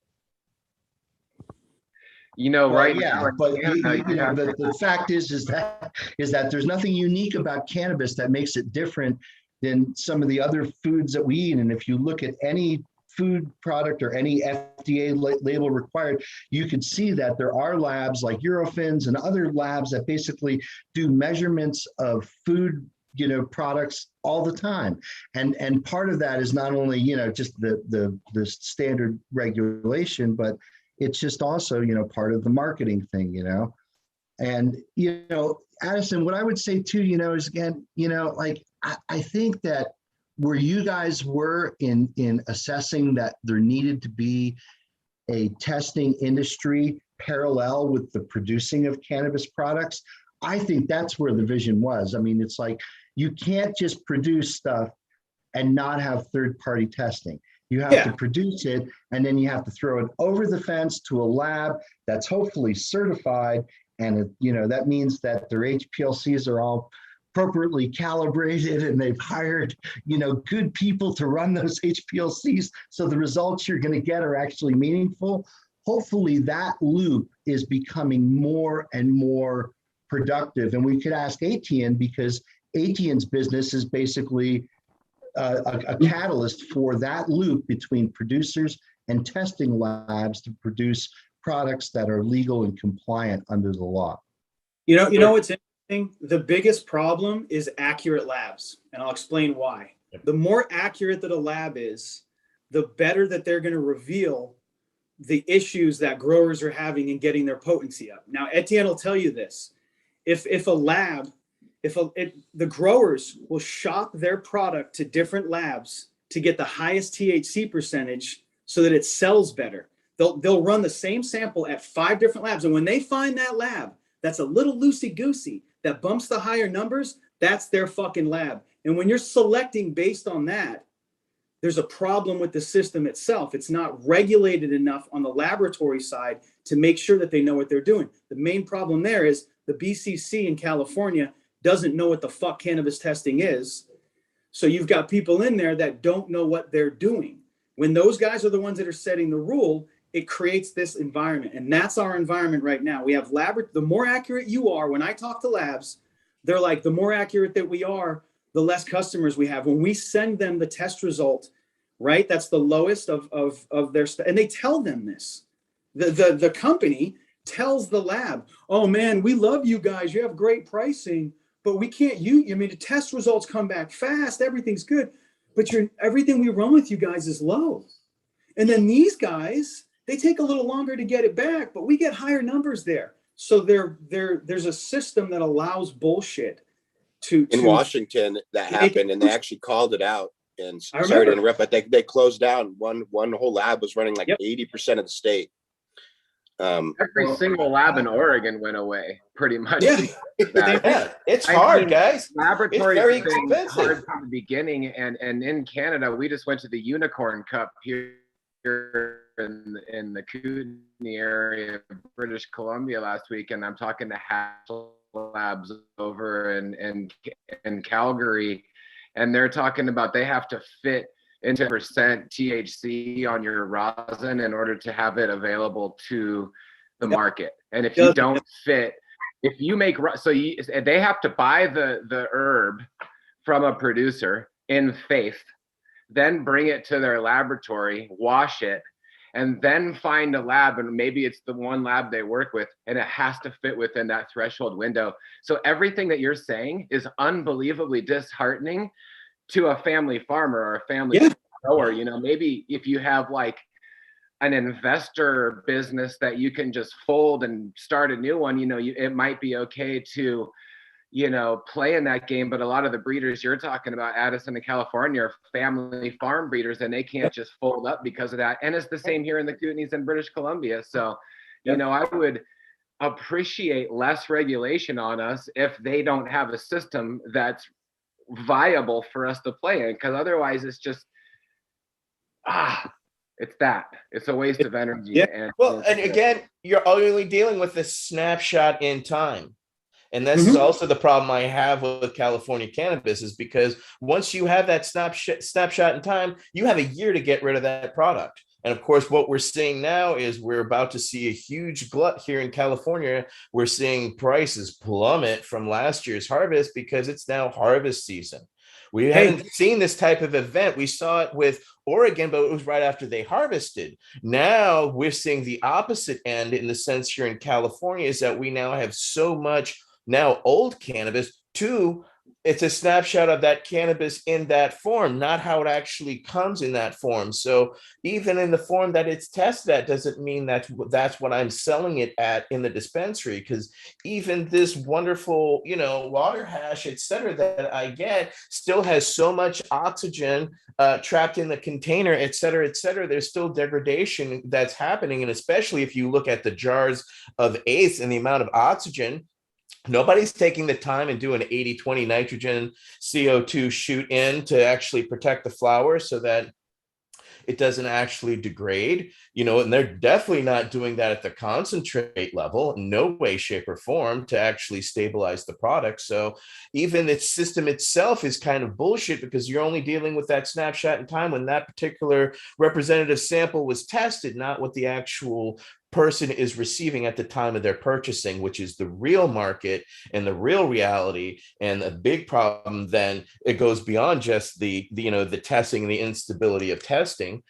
It's the also maintaining that product consistently through the distribution centers and points all the way till it gets to the individual person at the counter. And that's a huge problem and issue. Dude, it's happening. Ignored. Yeah, it happens here. All these things that you guys have discussed are happening here in Canada as well. Like people with their fresh frozen crops in containers paying $1,700 a month and they still have last year's crop that's still fresh frozen. That's going on. We have labs that are pumping numbers and giving people better numbers than other labs. We have a whole situation where we have an industry of people selling produce that doesn't realize it's produce, and it's like, first question, is your vault cooled? Oh man, I'm like, oh, so all of your terpenes are currently off-gassing in your vault right now, and you're representing companies that are only in the 1 to 1.5 terpene range in the first place instead of the 3 to 5 exceptional range. So you don't have any movement. You have no movement. You need to keep this shit cold. I was telling people in the prairies, dude, build a fucking tunnel through the center of your building that goes into your vault and pull the minus 40-degree Canadian air out of there into your vault, because to keep all of this stuff at room temperature is absolutely batshit. Can you imagine, hey, Addison, I'm going to send you a container of spinach, but I'm not going to be cooling it. It would get to Addison and it would be liquid. We're in the produce business here. Right. Yeah. And I think Marcus is bringing up a really good point into what Etienne and also Dr. Mark was talking about, and all of us really. I think, like, from a formulation standpoint, it's really important to have this snapshot, but that snapshot is really limited. So there's only so much it's telling me. So I can only, be so educated to make products that are based on a system that, yes, to Etienne's point, is inherently broken. Mark's, working really hard behind the scenes to try to fill those holes and try to fix it.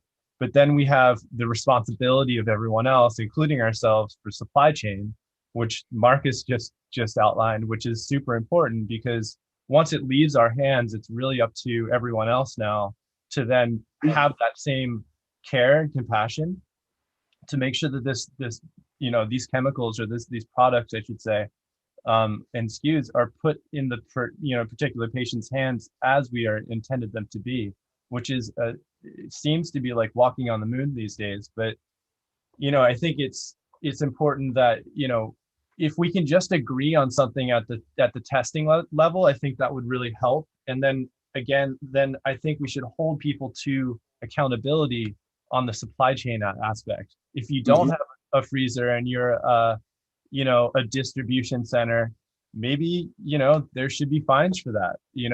Maybe there should be some consequences for these people that are not taking the care that you are. Or it's the advantage, Colin. Yeah, look, if we're gonna maybe it's the advantage, right? I always told people, if you want an advantage, freeze your shit, make it cold, make it as cold as possible. Some of it won't be able to be frozen. You'll just want to keep it really kind of refrigerator cold, and you're going to have to pay a couple prices by learning which ones are the right ones to freeze and which ones aren't the right ones to freeze.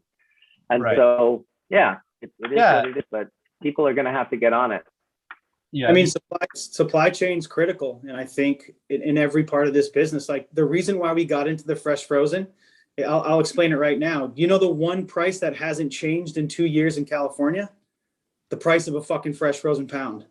They go from 85 to $200, depending on their viability. That hasn't changed. Everything else around it changes. Everything changes except for that price. And when we saw that, we were just like, you know, wait a minute. I can still go to a grower and go, hey, look, I can get you $950 for for the 2008 grams or whatever the hell we need. And a lot of guys, you know, when we go into these grows and talk to them, if we're offering a farm $60 a pound for wet material, they're profiting. They're making money. They're making money because they're not having to dry it.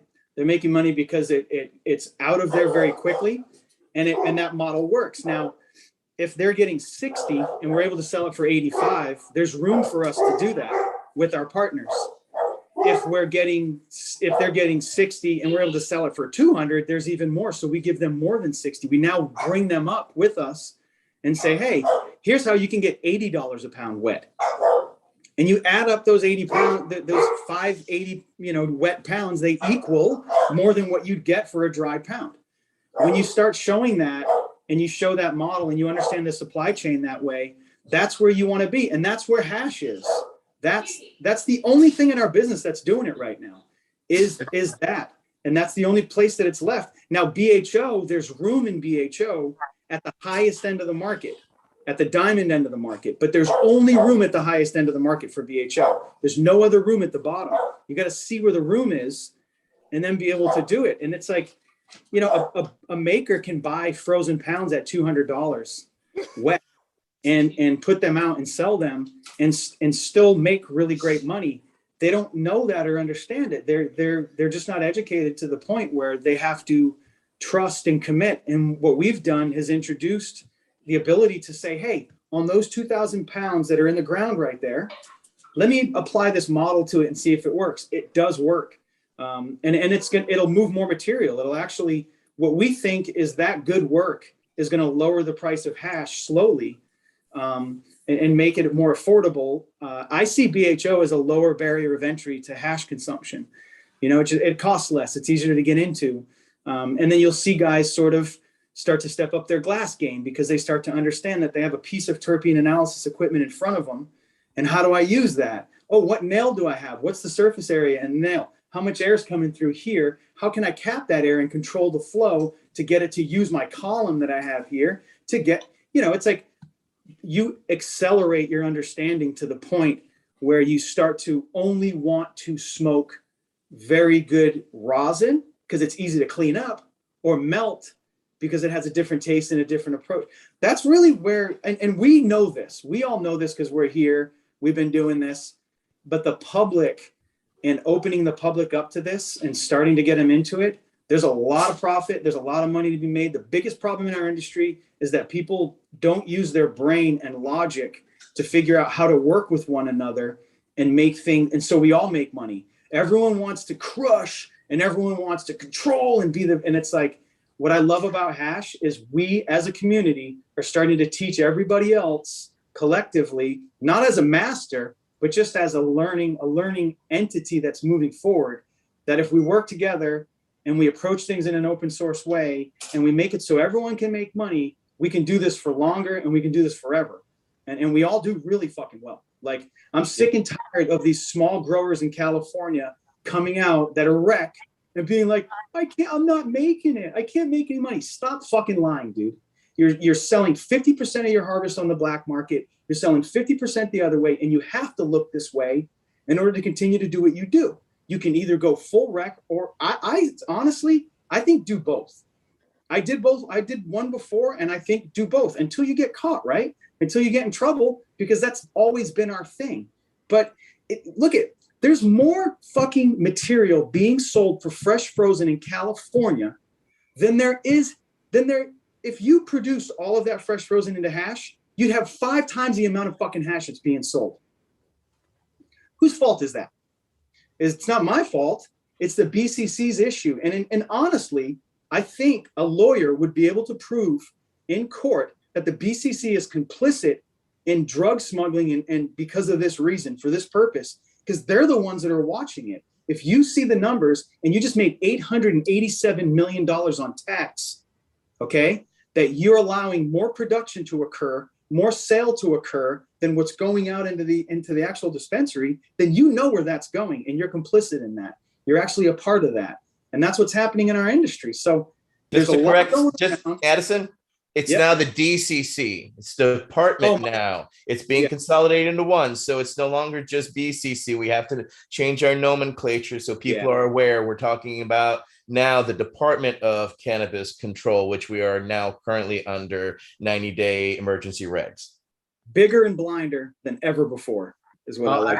Just to also just to agree with the community aspect, and that's what I love about rosin, and with the pure certification that we created. You know, we have a lot of farms and also producers in California, and that's been our whole entire model from the beginning. Was not a monetary model, but more of a community model, and how we can all survive and be a business in five. Our whole thing is like, are we a business in 5 more years from now? Because Exactly. if not, all we're doing is just everything we're doing is just folly. So, and we recognize from the beginning that, you know, solventless and non-chemical extractions were more valuable and more heady. So part of our certification from the beginning was only solventless. So all of our farms, the only thing they could have produced all these years was solventless. And there are really amazing companies coming out and working solely with pure certified farms and getting it out to the market. That definitely doesn't solve the DCC or the BCC issue, because the bottleneck's a huge problem.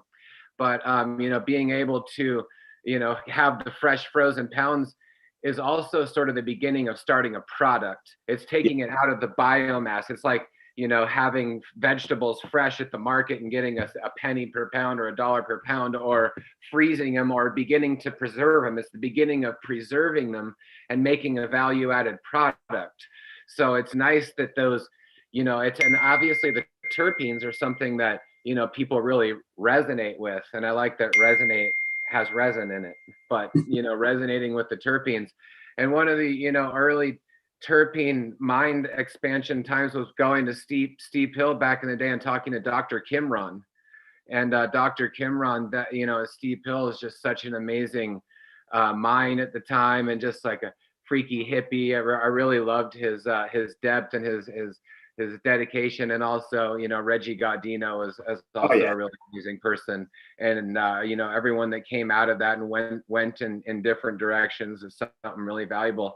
In fact, Dr. Kimron would be really interesting to have on here. I'm not sure if he's where he's at these days, but he's just not a doctor at all. Okay, he does not have a PhD. I do not believe he was a research instructor at one of the local universities, right? He's at UC Davis. He's actually he's not a PhD, but I think you know what? I don't think he's a PhD, but he was a research instructor with Don, who is a PhD, PhD. So Don kind of gets the bulk of the doctor comes in, but Kimron is without question one of the most brilliant fucking minds. I mean, never mind, just a great dude to hang out with. And when I talked earlier about learning, I learned so much from Kimron. I learned so much from Don. Like, we would be sitting in my office smoking hash with some of the biggest, you know, hash makers in the country, in this country or in the state. And then we would just be high and we'd be talking about something, and we'd knock on the wall and we'd invite Kimron in, and then Don would come in, and then Reggie'd be in there. And these weed guys would be asking questions directly. And you were getting this really amazing kind of build of understanding. But yeah, I think you're right, Mark. I don't think Kimron's a doctor per se, but I think he is I think he does have a doctorate in something. Yeah, so I think he worked at UC Davis, and I think he was the guy that basically made all the reagents for all the undergrad and graduate laboratories. So he's got an incredible wealth of experience at doing solution phase chemistry in terms of like diluting stuff and knowing like what the right strengths are and stuff like that. And yeah, I met him. So Pinsky introduced me to him early on. I think he's like, oh, okay, here's a weed nerd that you can go like talk with and everything. And so we chatted at a High Times Cannabis Cup booth for several hours. And yeah, I mean, I think that, you know, what you guys started there, certainly I think you guys were maybe a little bit ahead of like where SC was, because I know we've had Alec on here as a church person. So the founder years, and Alec and those guys really know what they're doing. I love their customer interface. You know, when we set up an account at SC, it's an HTML interface, and so you can look at your data in real time and see when it really comes in. And so yeah, there's been a lot of, I think, innovation on the customer service side of testing. And you know, when it comes to just for your to speak back to your point, SC Labs founder Josh was our chemist at Steep Hill. Yeah, Josh Werzer, right? Yeah, Josh Werzer. We hired Josh Werzer, gave him his first job in cannabis, and then after being with us for about 5 or 6 months, he started to slow down the ability for our test results to go out, because he had started to found an investor to help work with him to start another lab to compete with us. So Steep Hill was actually the first cannabis testing lab in the United States. You can go back to a article in the East Bay Express that David Watson wrote, or no, what's his name? David, the journalist. I can't remember his name, but he wrote the first article, because everyone always comes to me and they're like, oh, this lab was the first, or this lab. And I'm like, listen, when we opened Steep Hill, that was when Paul Daly's guy there that did David. What's that? Were you working with David Lampak? Wasn't he one of the original folks? Yeah, so David Lampak and I was the head of the Medical Cannabis Association, the director of the Medical Cannabis Association. I had just got rated. I had a dispensary in the Central Valley, very, very aggressive area for cannabis at the time. I woke up one morning and I saw an article in the newspaper that said that that the city of Oakdale that I lived in was in danger of someone being able to open a dispensary because they didn't have the laws on the books to protect them. And by the time I put the fucking newspaper down, I was in the car going over to the city to get a business license for a dispensary. And I got the license. I had the dispensary. The sheriffs came in hard and heavy. I got raided. Rob Raich was my lawyer. He reached out to me and said, hey, I know you're in a pretty fucked up position. You know, the only money I had was from like 6 pounds of weed I had inside of the fucking the lawnmower bag, the grass bag of the lawnmower. I had 6 pounds of weed stashed in there. And that was the only money I had. And I think I had like 35 grand out and that someone owed me. So I took all of that. I was, you know, fucked at that point because I'm getting raided. It was the DEA, it was all this shit. Rob Raich goes, hey, if you want to work, I can give you a job at the Medical Cannabis Association as a director. So I said, fuck it. You know, I got to turn to activism at this point, right? I need to get some attention on my case. I got to draw some attention. So went and started working with Rob there as the director, and David Lampak was on the board. David Lampak and Rob was like, hey, you guys should brainstorm about finding ways to create revenue for the Medical Cannabis Association. Me and Dave sat down. I went up to Dave's farm in Mendocino, met with them, sat down and kind of just came up with some ideas. One of them was, why don't we introduce quality control to cannabis? And the reason is because I had just gotten in an argument with the sheriff because he was doing a news conference and saying that, you know, cannabis is dangerous because it's tainted. It could have other drugs in it. So in me and Dave's conversation, I'm like, you know, and this fucking sheriff is saying there's other drugs. And he's like, you know what?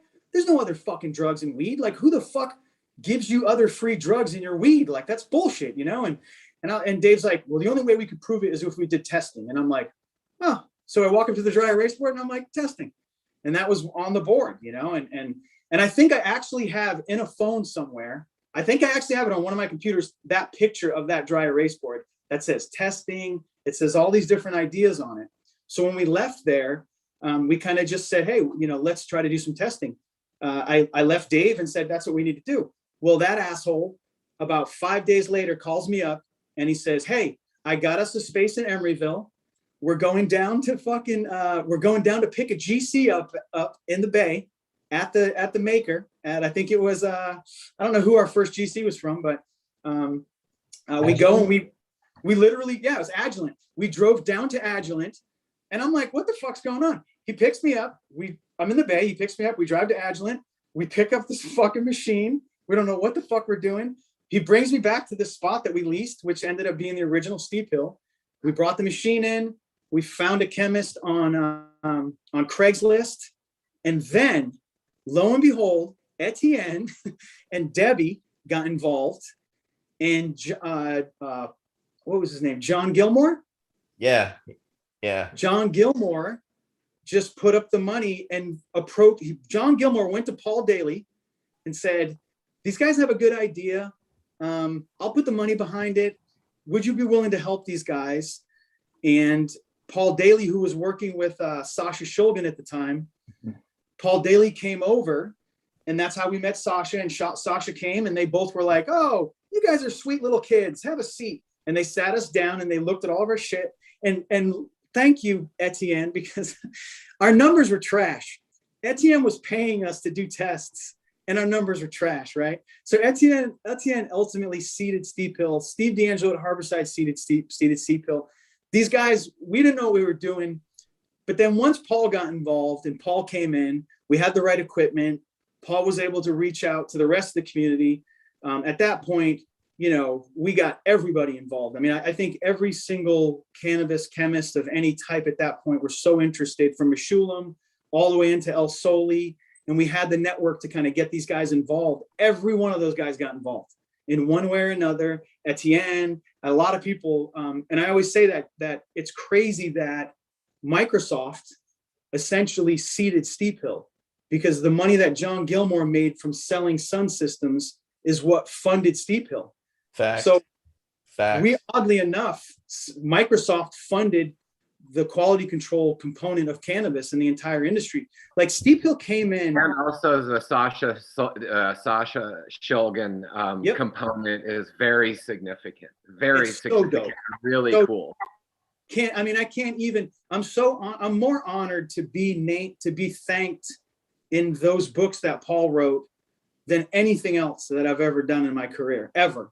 That to me, like having those books up there, and I take those out and I'm like, just seeing my stupid little name in there as like a shout out of somebody involved, that to me, and it's serendipitous. It's like, how would it have come together?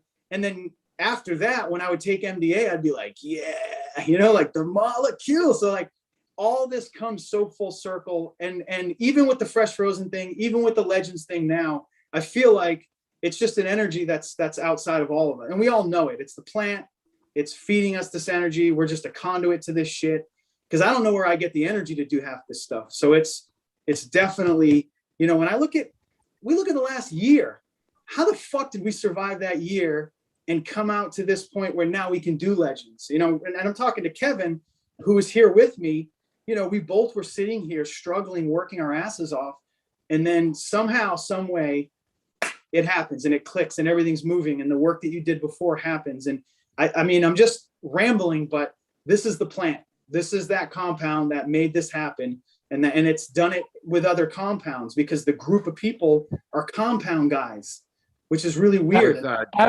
Was Jeffrey Rayburn and Samantha Miller in there, or is Jeffrey Rayburn and Samantha Miller came a little after that, or was that? Jeffrey came in. So where it went from Paul Daly, then Jehan Marcoux got involved on the micro side because he was at UCSF. So then we were able to expand micro testing. And it was about the same time that those aspergillosis patients had died from consuming medical cannabis. And the people that were researching the death went back to the person's house, got the cannabis, tested it, saw that it had aspergillosis and fusarium. And then they figured out that that's how the immune deficient patient died. That was one of the things that actually allowed us to get a lot of support from San Francisco to be able to push cannabis testing forward. When we did this is when dispensaries were getting raided left and right, So we kind of came out and we're like, fuck, me and Dave sat there one day and I'm like, if you think being a grower is a target, and if I think being a dispensary owner was a target, we just made the biggest fucking target because we're dragging Meshulam into this. We're dragging all these other chemists into this now, and the government hates them. And for a minute there, I thought we were going to get raided and wiped out. I thought they were going to hit the chemist with a $10,000 per sample, and they were going to wipe the whole thing the fuck out. But luckily for us, they were too focused on other things. And I think that the fact that testing got through, not because of Steep Hill, because of everybody that got involved, SC Labs later on, Halent, all these guys that got involved. The lab I worked with stopped working because it was just so risky. Their investors didn't want to take the risks on their 6 UV PLCs because they were being leased, et cetera, et cetera. You know how it goes. And that's an ungodly amount of money. So, I mean, I brought Arno over, and the reason that I worked on a suspended solution was because of the $10,000 fine per test. And so we worked with Arno, who did the testing solutions for the Dutch government, brought him stateside and worked with our lab after we fired Steep Hill because we weren't happy with the numbers. So, I worked then with Ethan Russo, helped find me Arno. And then Arno, we worked on actually getting cannabis suspended in 100% alcohol so that now it was a testing solution. So now it was legal to take into a dispensary, into a laboratory, and you would no longer be subject to that $10,000 fine per test. So there were mental steps along the way. Once you took those initial steps that many of us around saw that we needed to fill, that are now standards. No, it took a village, man. It took everybody. We were there. Edison, we were there. Oh, go ahead, Sam. Edison, what was the name of the other lab besides Steep Hill that eventually fused together? Talent or? Yeah, Halent. That's where. Halent. That's right. Yeah, Halent. That's where Kimron and Don came from, which was sort of it was built out of UC Davis, which was interesting.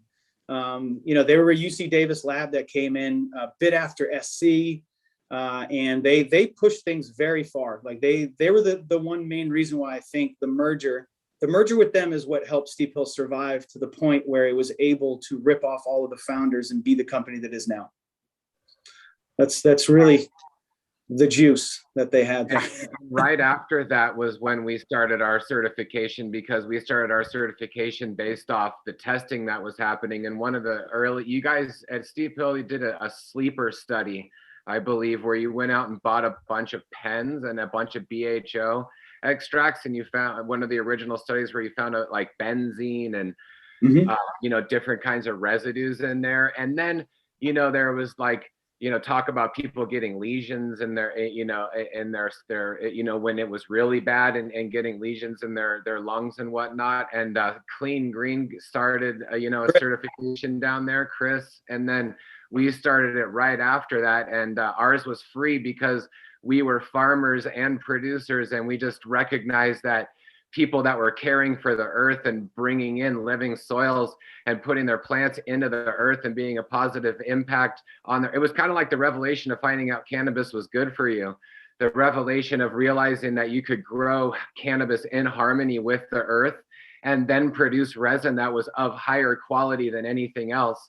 It was this amazing full circle thing. So the revelation of laboratories and testing, as ill as they are, as we stated earlier, did help bring cannabis forward. And then when you add in heavy metals now and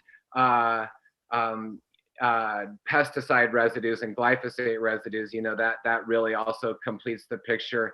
I would love for Canada to learn how to get rid of their microbial testing up here and get more towards just human pathogenic testing. And I think that might be one of the things that actually saves the cannabis industry up here in Canada, because you'll be hard pressed to find quality cannabis coming out of any licensed producer in Canada because of the microbial testing that's required, which is even more stringent than when it started.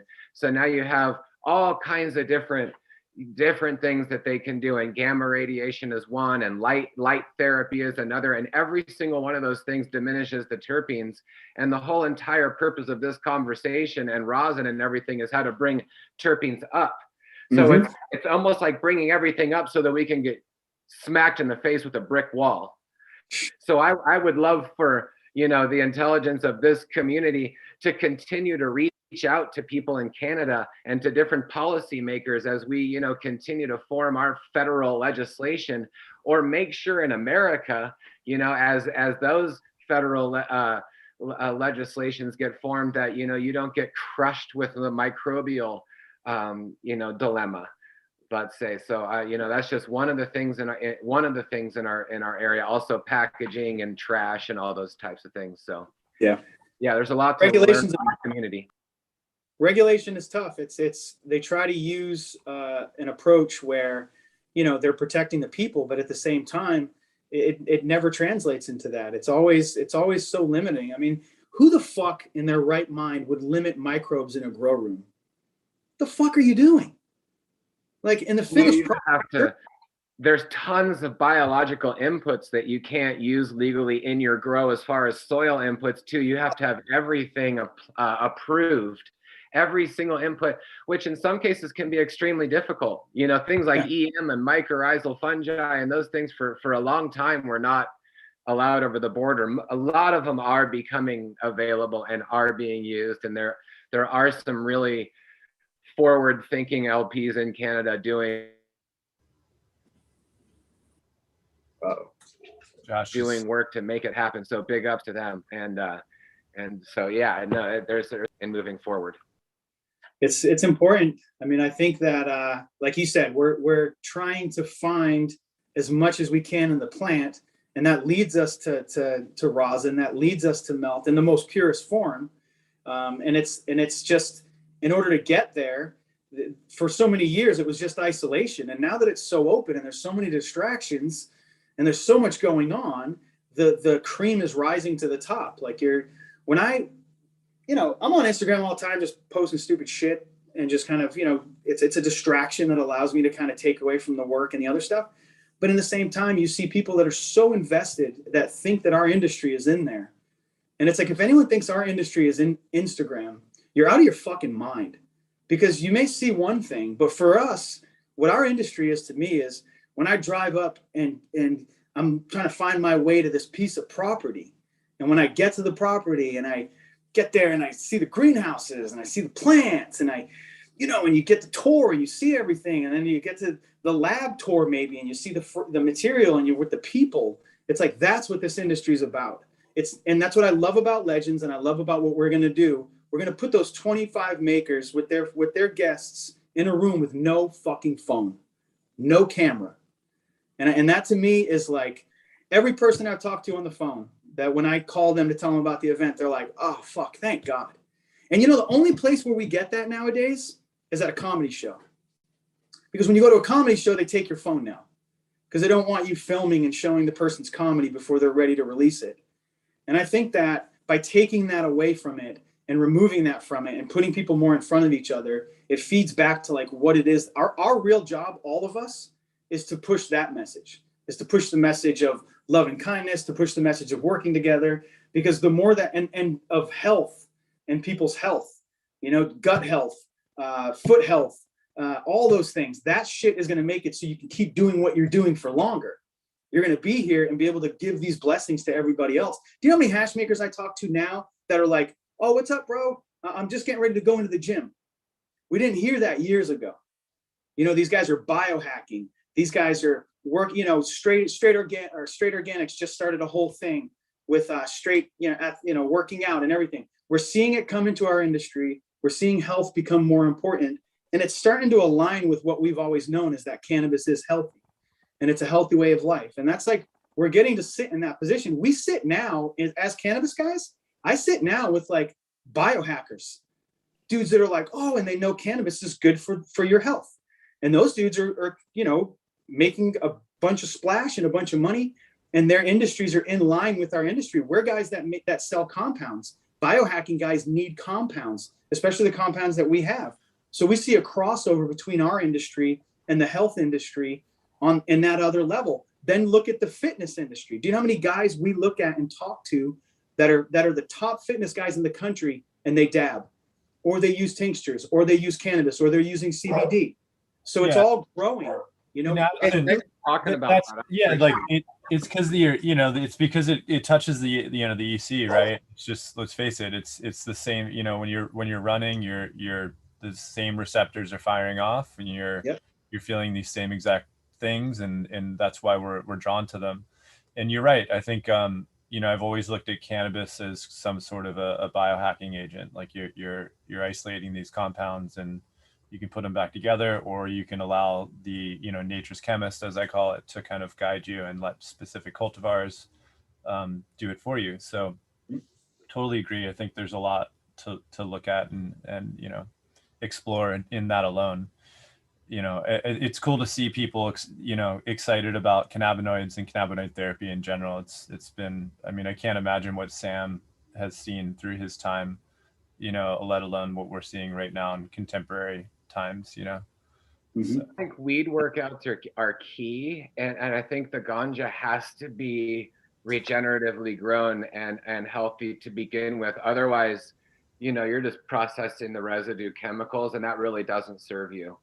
So in moving forward, like health and ganja go together. We also started DEM Pure Athletes. So we have a whole other realm called DEM Pure Athletes where, a lot of, top athletes in the world don't really understand nutrition, and they don't really understand detoxing, specifically injury healing, and for injury sure. and injury And healing. unfortunately, in a lot of professional sports, you can't bring in cannabis because they are still testing THC levels for performance, which is totally ridiculous. But a lot of top athletes are turning towards cannabis during their downtime, knowing that it's going to be out of their system within 2 months. So they're turning to anything that they can to be able to utilize plant medicine because they know that their healing is going to be in half. They know that when they go back into the doctor, check that bone injury when they're going to be putting on another cast, they don't have to go on and get that second cast. They can go and start working on their livelihood, and which is absolutely imperative. And I just think it's crazy that so many doctors don't even ask about that fast healing or how they even got there, nor do their sponsors even want to know. Or Chinese bone break soup and bone knitting and bone healing together. Bones actually come together pretty fast. Which comes back into the compound of plant medicine, which is exactly what you all were just talking about. I've been listening, but I've been doing a lot of work. So it's been really awesome listening to you guys. How ironic is it that the only sport that allows cannabis now is the most brutal sport that you could be involved in? So the UFC is the only sport that allows you to test positive for THC and you're not banned from the sport. How come? And when I think about it, I'm like, how come? Well, it's a neuroprotectant. Cannabis is a fucking neuroprotectant. It's been proven to be a neuroprotectant. I've had 6 concussions in my life from being a professional snowboarder, from being an athlete in my life. 6 times I've had concussions. My brain shouldn't be working the way that it does. But cannabis as a neuroprotectant is the proof that that's the case. And I think when you look at the NFL's new approach to cannabis, when you look at the NBA's new approach to cannabis, we're talking about big money grabbers, huge money grabbers. Also the military. We could be using CBD-rich components right after a TBI, a traumatic brain injury, for those who aren't aware, which is a huge component. The most recent wars is the large explosions that cause immediate concussive and huge injuries and costs over time, which if they were given something CBD-rich right out the gate, like they would give some of the other medications, like I was given morphine when I went down, I think you would see a significant change, and we want to see. And so that's one of the thresholds we're pushing for. But that's a different methodology, which I think it may permeate through the private market of an NFL or a UFC before, unfortunately, it will make that crack hole through the veteran situation. But it's happening, and that's where it's going to happen. I think that's where, because if you look at the NBA and you look at China, there's a weird thing going on where the NBA is very popular in China, very popular in Japan and those places. And you look at what Kobe Bryant, or what is it?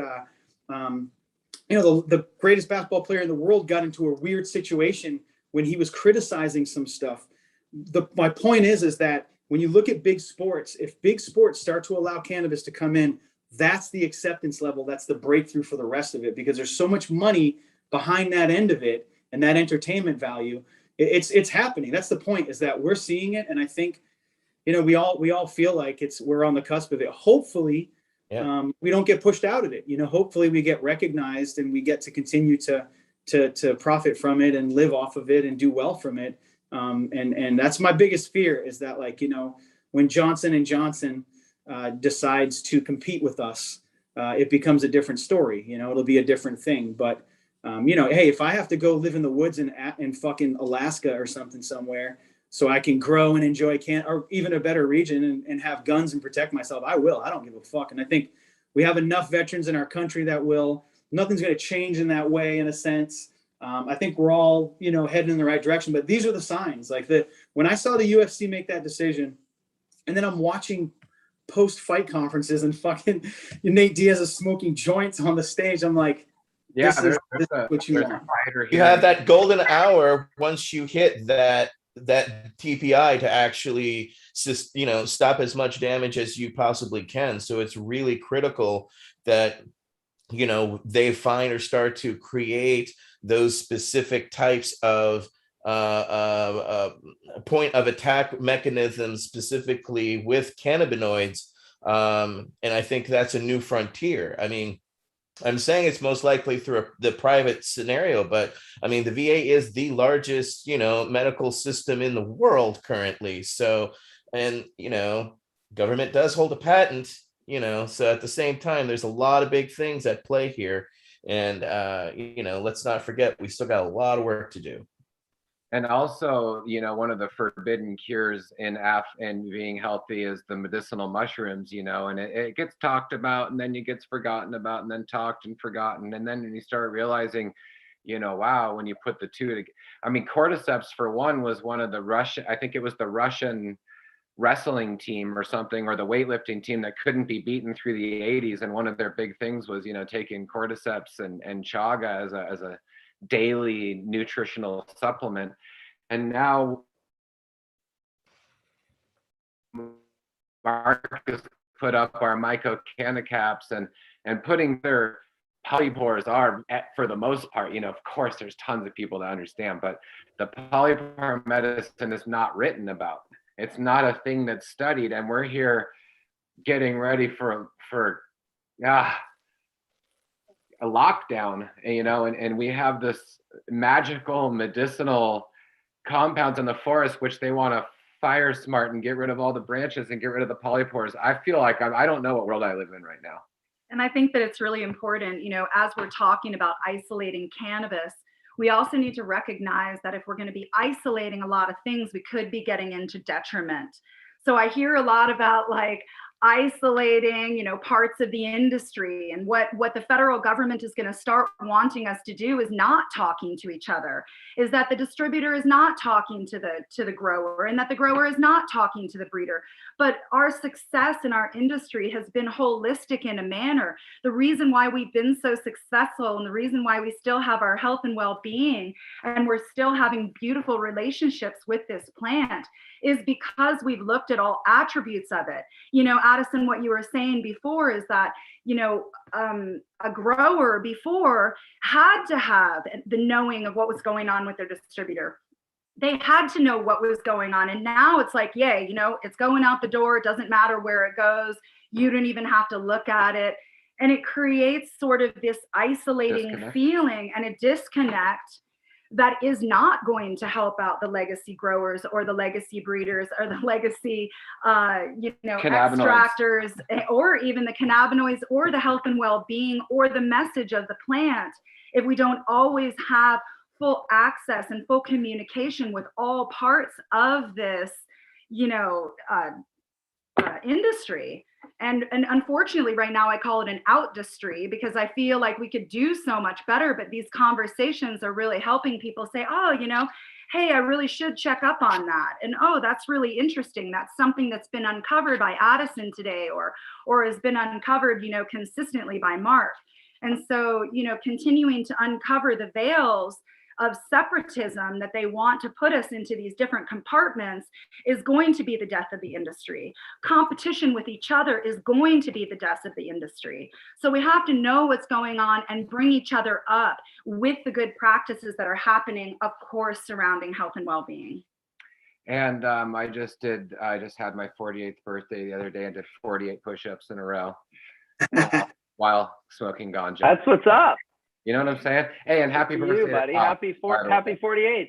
Yeah, and happy birthday to you, and getting the kid out and everything and stuff, and just family birthdays going on in your world too. So and also Mike, big up to Mike and his happy birthday. Happy birthdays, dude, and happy belated birthday to Sam. I think it was 3 weeks ago or 5 weeks ago, Sam. What are you, 46 now, Sam? Mine was 2 weeks ago. Oh, happy birthday. Fucking Frenchy Cannoli. Yes. This is the first hash church we've had since Yeah. Frenchy's passing. It would be rough for us to not mention Frenchy Cannoli, a true hash aficionado and lover of hash. And I've known Frenchy for quite a few years and bumped into him many times, and he's been on Hash Church, and we kind of saw things a little differently, but we're always able to get together through our love of hashish. And it was just nice to see everyone talk so nice about him, and all the pictures that circulated of him. I realized I don't even think I have a picture where Frenchy wasn't just like this, just with a huge shit-eating grin on his face, like the biggest smile. And then I got to speak French with Frenchy because I am French, and that's my other language that I speak. So I always had that going with Frenchy that a lot of people didn't really have, which was I could speak his native tongue. So shout out to Frenchy. Anyone else that wants to say beautiful things about Frenchy, of course, please do. It was a beautiful ceremony. I was honored by his wife to be asked to speak, and it was hard. There's a lot of good people I've met in this movement, and there's he was one of those people who made me smile, made me laugh, always had the most shit-eating grin on his face, and as much of his love for cannabis, he had a love for chocolate. So he and I would speak and love chocolate, and I got to ask him my 200 cannabis questions, of which a lot of you I'd love to get on at some point, and also love to get you on our VAC roundtables. But I got to ask him 200 questions about cannabis, and they're all specific, and it was just such a fun time. And we went over to get high, and we just got so engrossed in the conversation, and his wife was recording us, so it was very small and intimate and very fun. And it wasn't until I was like on 150th question that we're like, we should probably get high. I think we forgot to get high, and we sheeshed up, and we finally arrived there. But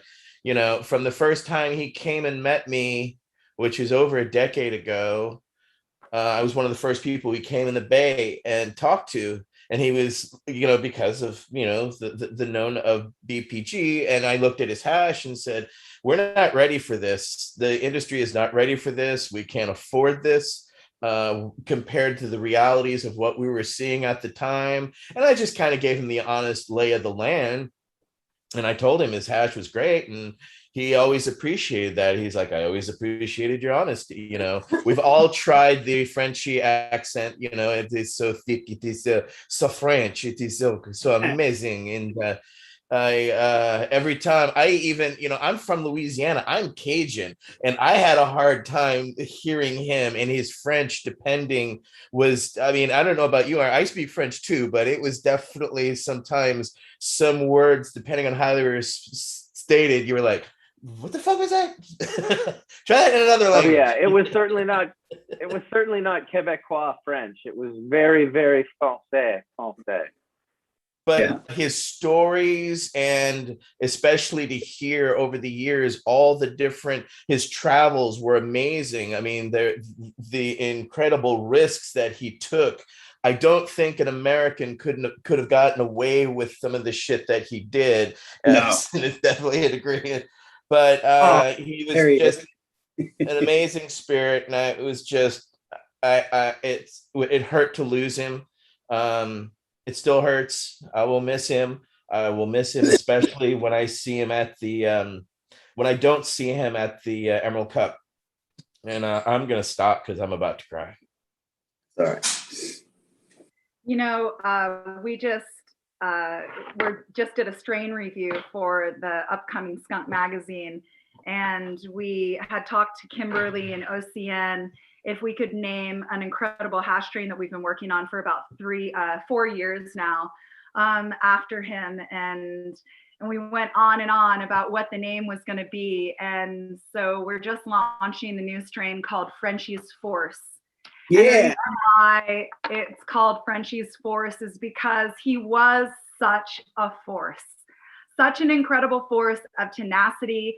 And what I had said, and we were also so incredibly honored. Thank you so much, Kimberly, for allowing us to speak. So honored to speak at his memorial. And I just feel like tenacity was it, man. When he was coming up to you and he was coming for you, you better have your A game on. You better wipe those, eye boogers out of your eyes. You better blah, blah, blah, because he's coming for you, and he's going to be talking about what, you're up to, what we need to do in the future, all the 10 billion things that need to be checked off the list to get the farmers up there, to make sure that the industry was still working, to where it was community built and community monitored and community run. I just, so much incredible love for that entire family and Frenchy. He's going to be missed, every single day. But what he left in his wake is what we can all just hope for. I mean, part of living is dying. And if you can die with all of that work seriously being put out to the universal flow, and it being circulated to where it's actually regenerative, and it's growing new ideas and new bounty, and it's creating all of this health and wealth and knowledge for all of us. I just, that's all that we can ever ask for. So, if you only got one life to live, live it like Frenchy, because he just really took every single day. And it's not surprising to me that, maybe he did die too young, because every single day was like 3 days. Every single day, maybe it was like 6 days, And the brother was on. And he also really brought home, that connection to the farmer and the resin, and he always said from the beginning, I cannot do any of this without the farmer. And also bringing in and bringing in the Appalachia and terroir and that whole flavor palette, that whole like true connoisseur, way of connecting with the plant and the resin. And we were really blessed because he really took on the pure certification and the farmers, and really recognized, how having a connection with them was like. He came to our hive gathering at Heartwood a couple years ago, and he was like, I thought I was coming here for you. I thought I was coming here to just make it awesome and be Frenchy. And then after the weekend at the hive gathering, he was just like, oh my God, I did this. This is for me. He just felt so full in his heart. And it wasn't an industry thing. It was a heart thing. Like you're talking about, we Addison. Cried, we argued. It wasn't a thing of, content and stuff. We hugged. And then also at the regenerative cannabis, events that we did, we had some really beautiful conversations with him, and he was always ready to rock the boat. And in that, Thank you for that. and in that, I want to say somehow there was still heart and soul, and there was still room for being wrong. Being wrong, and trying to find the right way out. And even in his way of being like so steadfast on his path, he even evolved and started using freeze dryers and started using, mechanical separators and all these different things. So, and even recognizing rosin. So, huge love to Frenchy, for upholding the roots, but also evolving with the community. He was a true legend of hashish. He was a passionate disruptor, for sure. Like he had such, like I remember my memories of him are more visual, and like he'd have like something rolled up, and he'd kind of be leaning in, and he'd always be close to you because he always wanted to communicate. Like, and he was just like, anytime I ever saw him, I didn't know him very well, but we knew each other. But anytime I ever saw him, he always like came to you, give you a hug, and then you'd see him like float away and do the same thing to every booth in the place and like he just shared space. And even to like, I'd be at the High Times Cup, and it would be like, I'd see Frenchy he'd say hello and see this booth. And then I'd see him go to like the Payaso Grow guys, which are like, like LA gangster grow dudes and shit. And he'd be like, they'd see those dudes. And then I'd see him to the next booth. And it was just such a person that his passion was tough to beat because but also just when it comes to leaving a legacy, every hash maker that I talk to now, whether it's a try hard, a guy who's just kind of getting into it and figuring it out, or like a legendary person, that they always, when it comes to they know who Frenchy is, and they all know about temple balls. And the reason is because he was such an educator. Like the dude was always teaching people all the time. And he would argue with you, mine and his argument was that, like, I call everything that's a concentrate hash. I'm like, that's hash. Like, they even have a food that's kind of named after it because it's a mix of things. Like, and we would have this great argument of stuff. But like, he's just such a beautiful person. And to finish off, we're gonna be doing a moment of silence for Frenchy at the Legends dinner. We've invited Heritage. We've invited his family to come. So it's gonna be it'll be dope. So I'm looking forward to it. But yeah, they'll be involved. So. And big love to Lena, who's carrying on his traditions and, one of his #1 helpers. And of course, there's the Dank Duchess, all these other people that have been, a huge part of his realm and have continued on. But, big love to Lena and Kimberly and OCN. Yeah. No, it'll be fun. I think it'll be Legends will be great in the sense where we're able to, take a moment to show him some love, but then also include his guys with us there, and I hope they win. That'd be great. So much gratitude to that, Addison. Thank you so much for continuing to bring the conversation back to community, to bring the conversation back to the Heart Center. It's just, it's so important, and it's the guiding light here. Just so much gratitude. Yeah, it is. Yeah, oh, go ahead, Addison. It is hash. That's like, I get that from hash. I was just going to shout out Subcool, who is definitely kind of how I heard about first Matt Rise and then eventually Subcool. And Diggity Dank just had written this in the chat room. I hadn't heard of Frenchy until he hooked up with Subcool and Cannabis Aficionado and did the Hunters of the Dank with TC. So yeah, that was kind of how I heard about Frenchy for the first time, was through Subcool, who I had known like really since like, geez, I don't know, Colin, when were we on? 99 or something? Yeah, I mean, like Sub, and remember. Can you hear me? Yeah. It was True Stoners, right? Yeah, like True Stoners, and then also Laughing Moon, and then Laughing Moon eventually became Overgrow, and so on and so forth, right?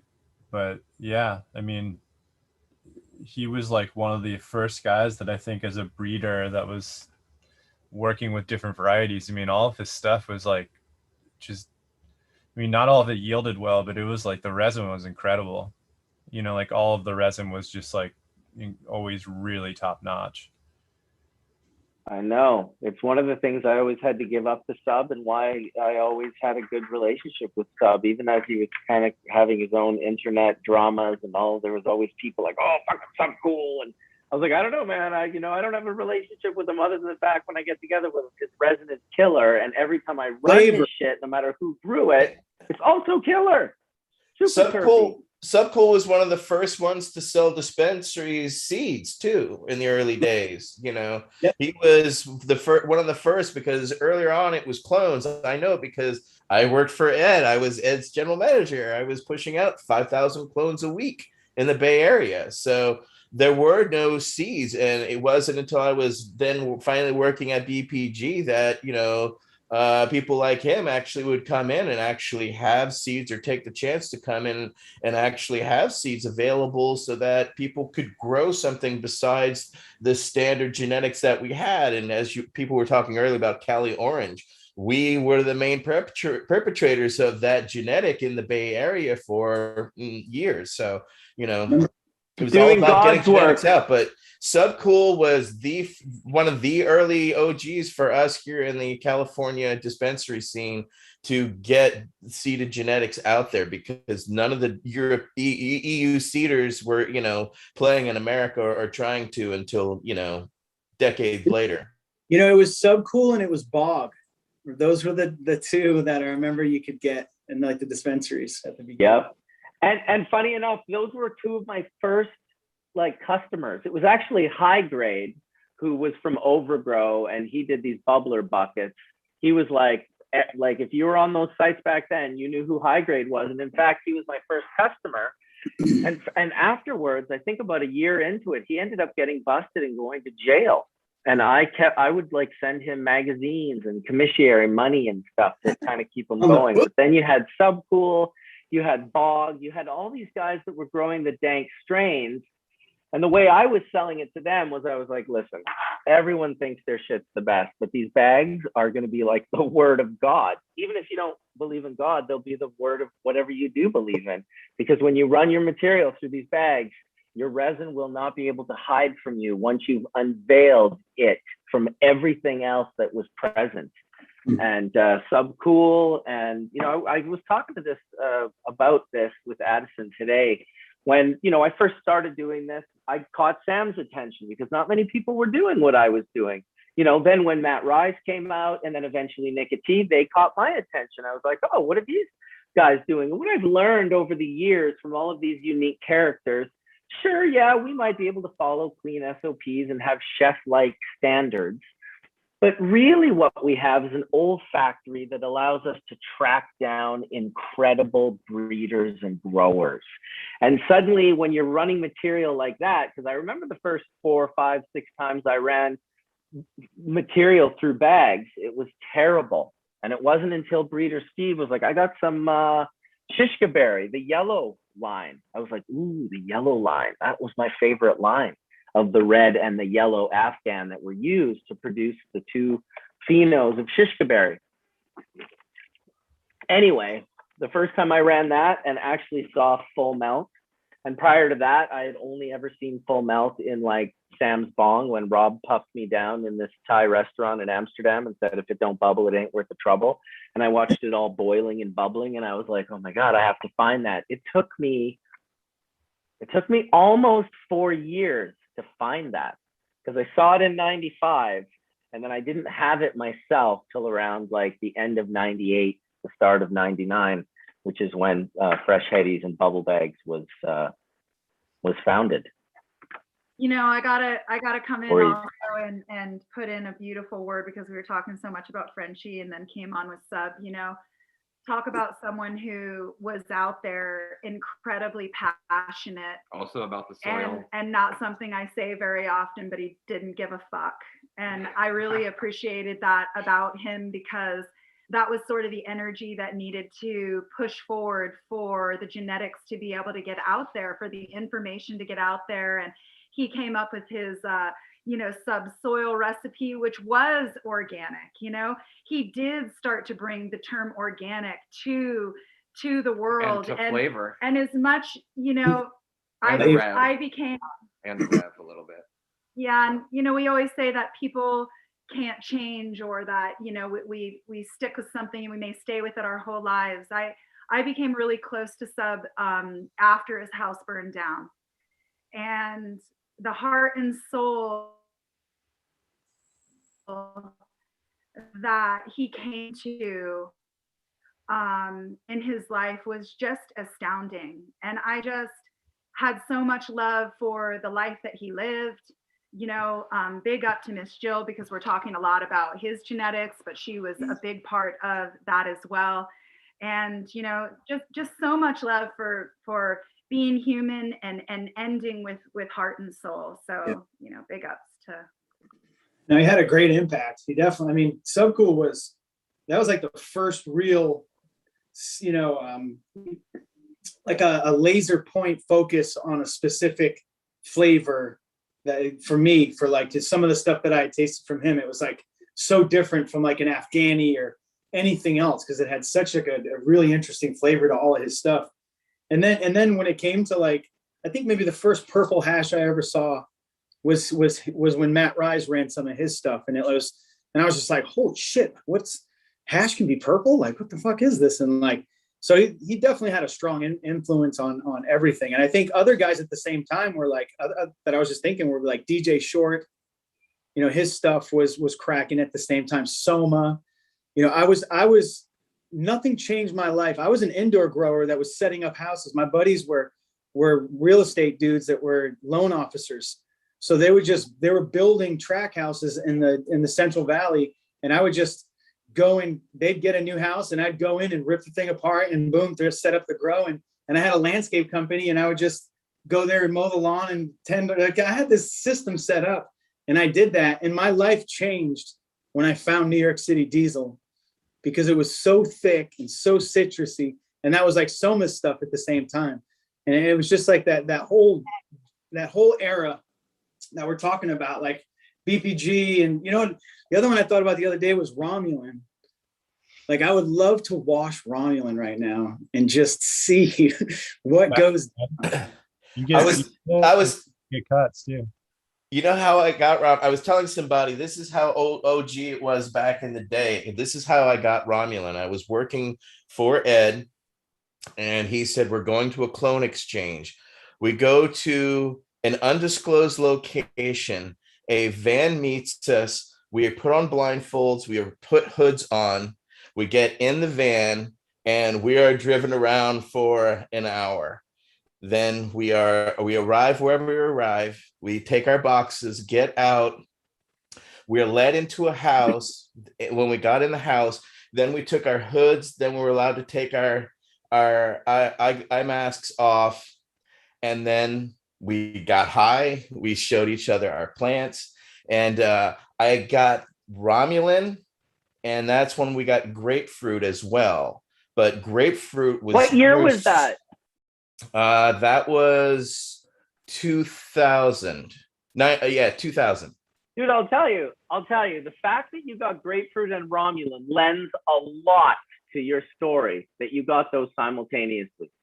Because, and I go way back with Romulan since, I don't know who Romulan Joe got it from, but I knew Romulan Joe. And how I met Romulan Joe was Hillary hit me up one day and was like, listen, one of, you know, the growers, this was at the club, and I was like, how many growers can you possibly have? It's been like 6 months. She might have had 3 of us, and I was one of them.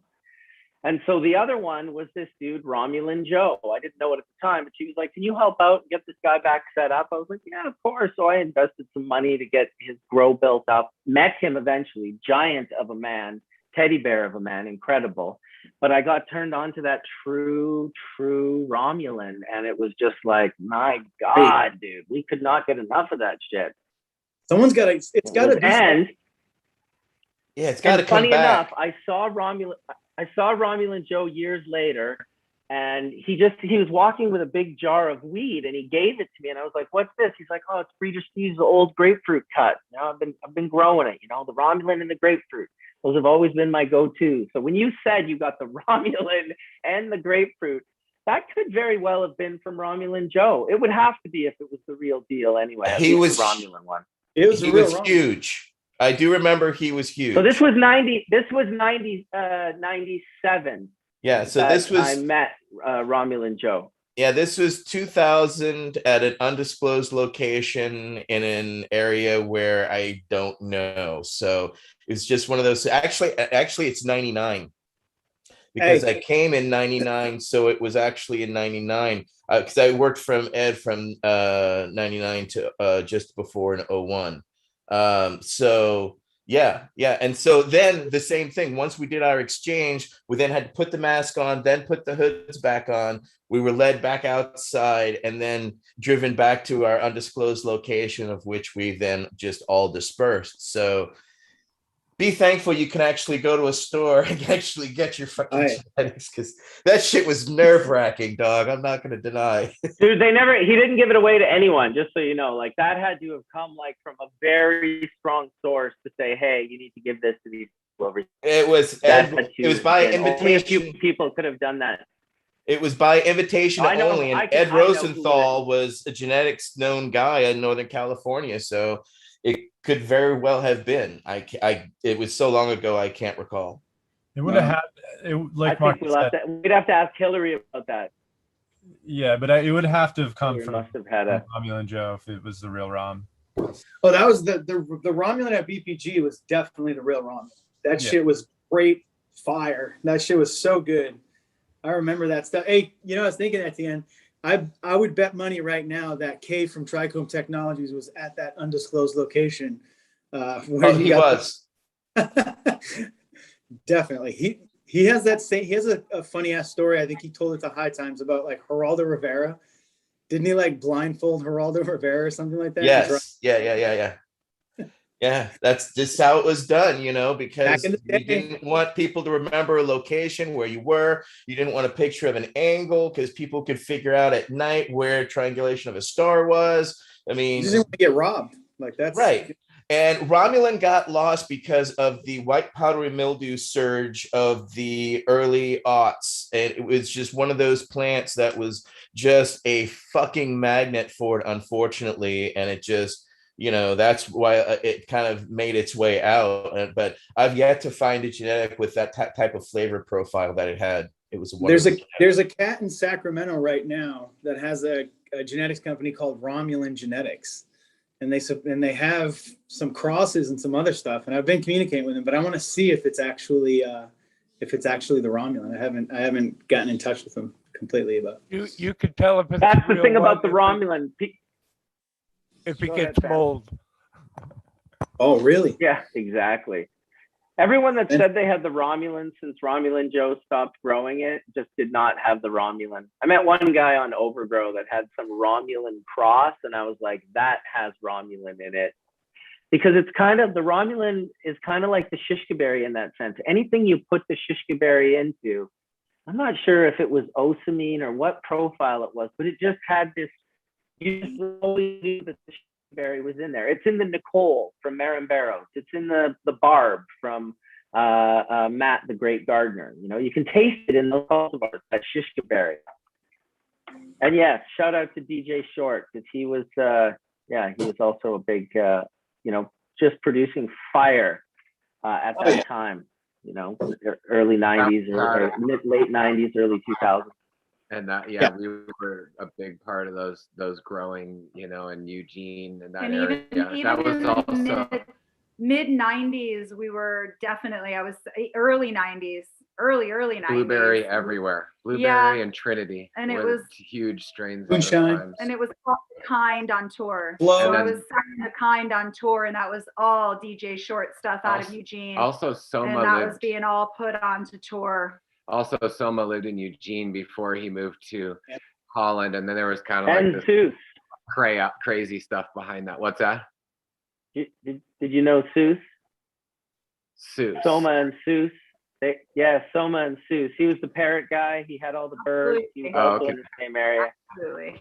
Nice. Yeah. Those guys go way back. The Blue Dream, the Flow, and the Blueberry were all created right around the same time. What do you got there? Is that a blueberry? ATA? No, this is Flow. This is actually Flow. I actually took a bud of the Flow that I grew when I was living in LA. When I was moved to LA, I was working with Todd McCormick there, and I was growing on my own at home, and I grew this Flow, and I loved it so much. I literally brought it into my tattoo artist and said, "I want that here." He's like, "Okay," and then the genetic disappeared.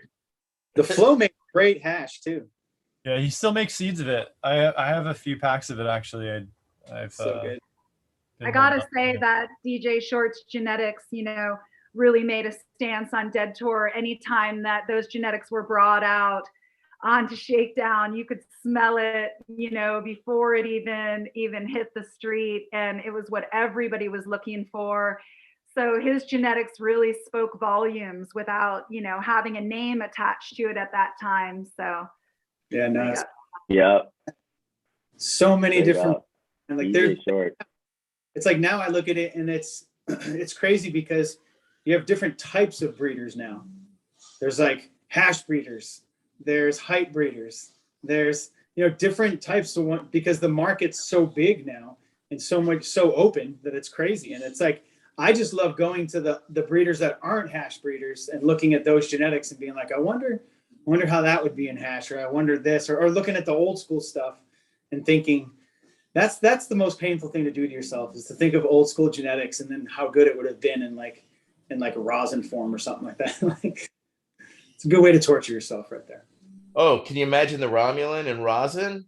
Oh, that's what I'm saying. I've thought that grape flavor. Yeah. Oh. It keeps me up at night, Etienne. All right, that's what it is. This is why we need a germ. Original hazes.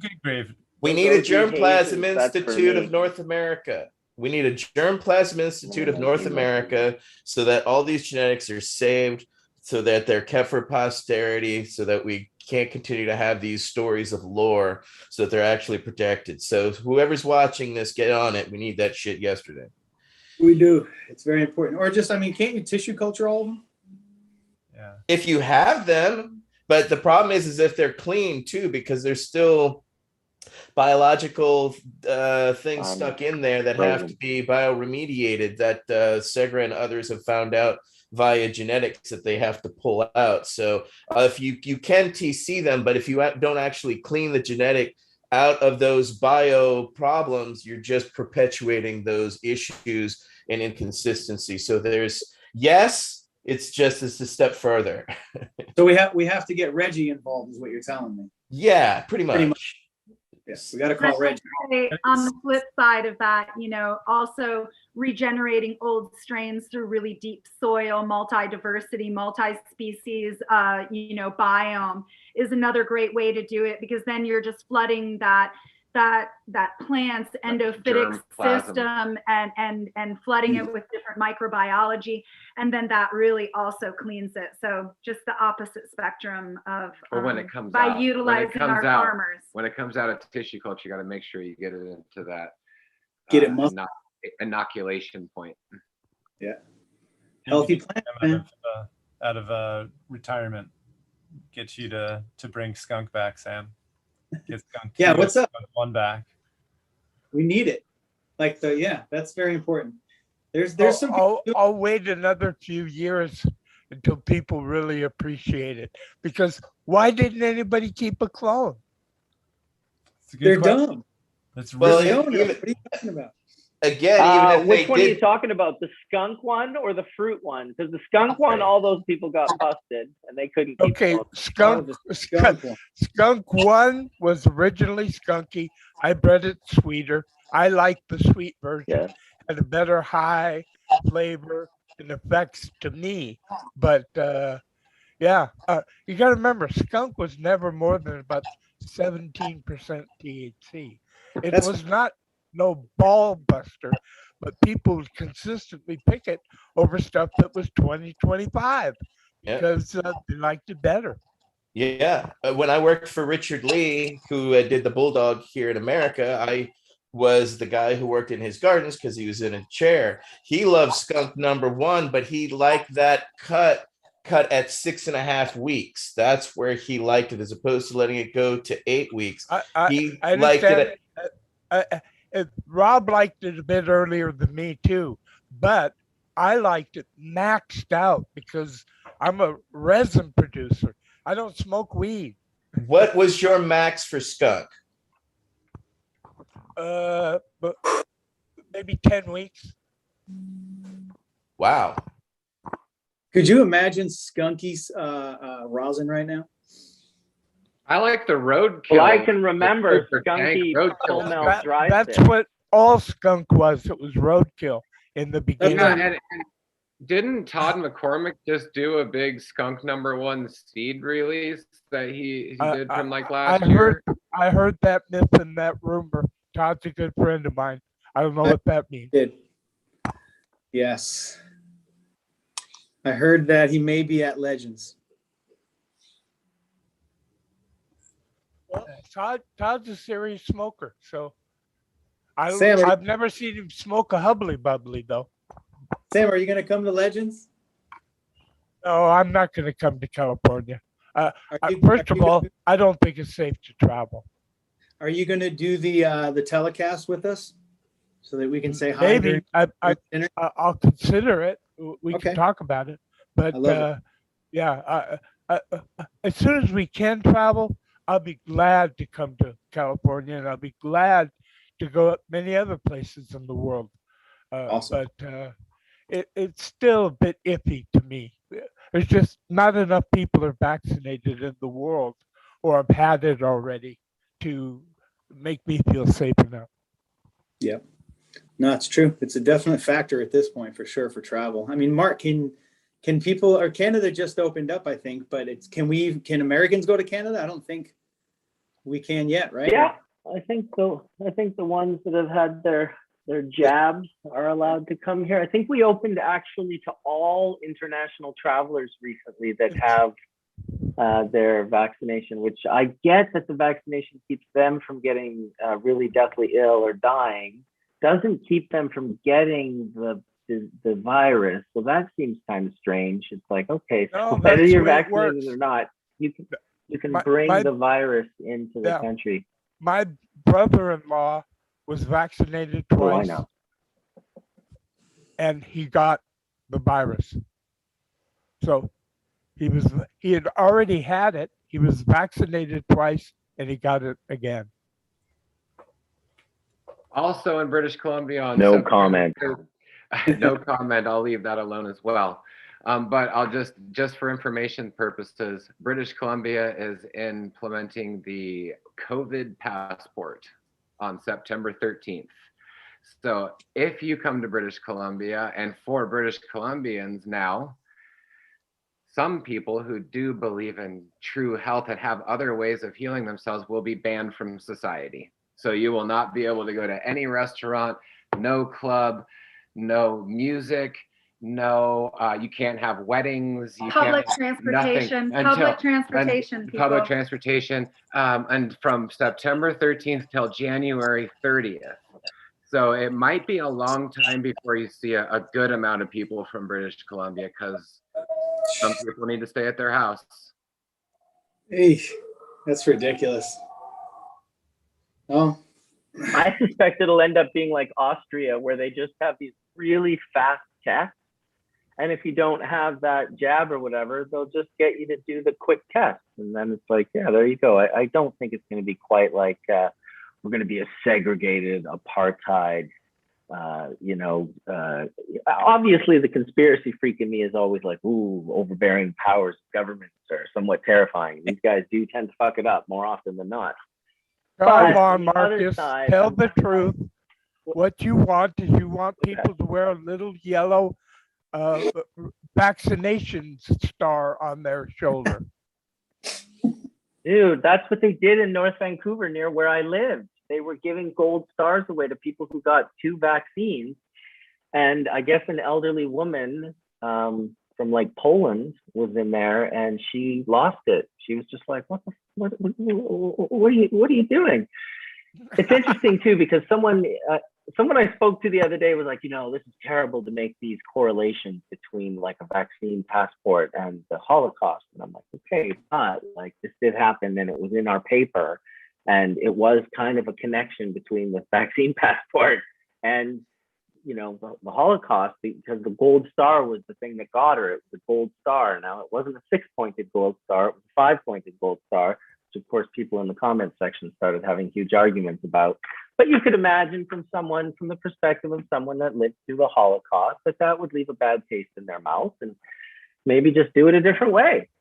I think Americans something can't other come to most places in Europe unless they can prove they've been vaccinated. Yeah, I think Canada's the same thing. Oh. Yeah, I'm lucky that I'm happy right here. Yeah, I mean, I live in a forest with the ocean out in front, and I got some food growing on my deck and some cannabis plants. I'm feeling pretty good in the area that I'm in, and I feel pretty healthy too. I don't feel that I'm, Yeah, but it's fun to travel, and I haven't It is. traveled I miss in a traveling. long time. Yeah, travel. Yeah, no, that's when I see you, Sam, when I travel. Anywhere I go in Europe, boom into Amsterdam, boom over to Sam's. If I go to Spain, well, shit, he's like, I'll come to Spain. let's get a place. Yeah. But You almost 2 used to years wear of a none of that. mask and just suck it up, you know? I've been traveling, you know, it's not that bad. It's really You know what? important. Even before how this, Sorry, Marcus. I think that it's really important, no matter how you feel about the vaccine or not the vaccine, that we all still need to come together on, separatist ideology and separatist rollout like this. I think that it's incredibly dangerous. Those people who are showing vaccine passports to get into a restaurant and think that it's okay for them to sit down and eat food, it's not okay. Because there's a lot of people out there who cannot be vaccinated because of their health and well-being, of all different kinds of reasons. Maybe they don't believe in it because of their religion, and that's a true thing. Maybe they've had trauma with it. We all need to recognize that there is one major sort of energy that's bearing down on us right now, and joining together is of utmost importance. It doesn't matter how you feel about the vaccine or what your visions are about it.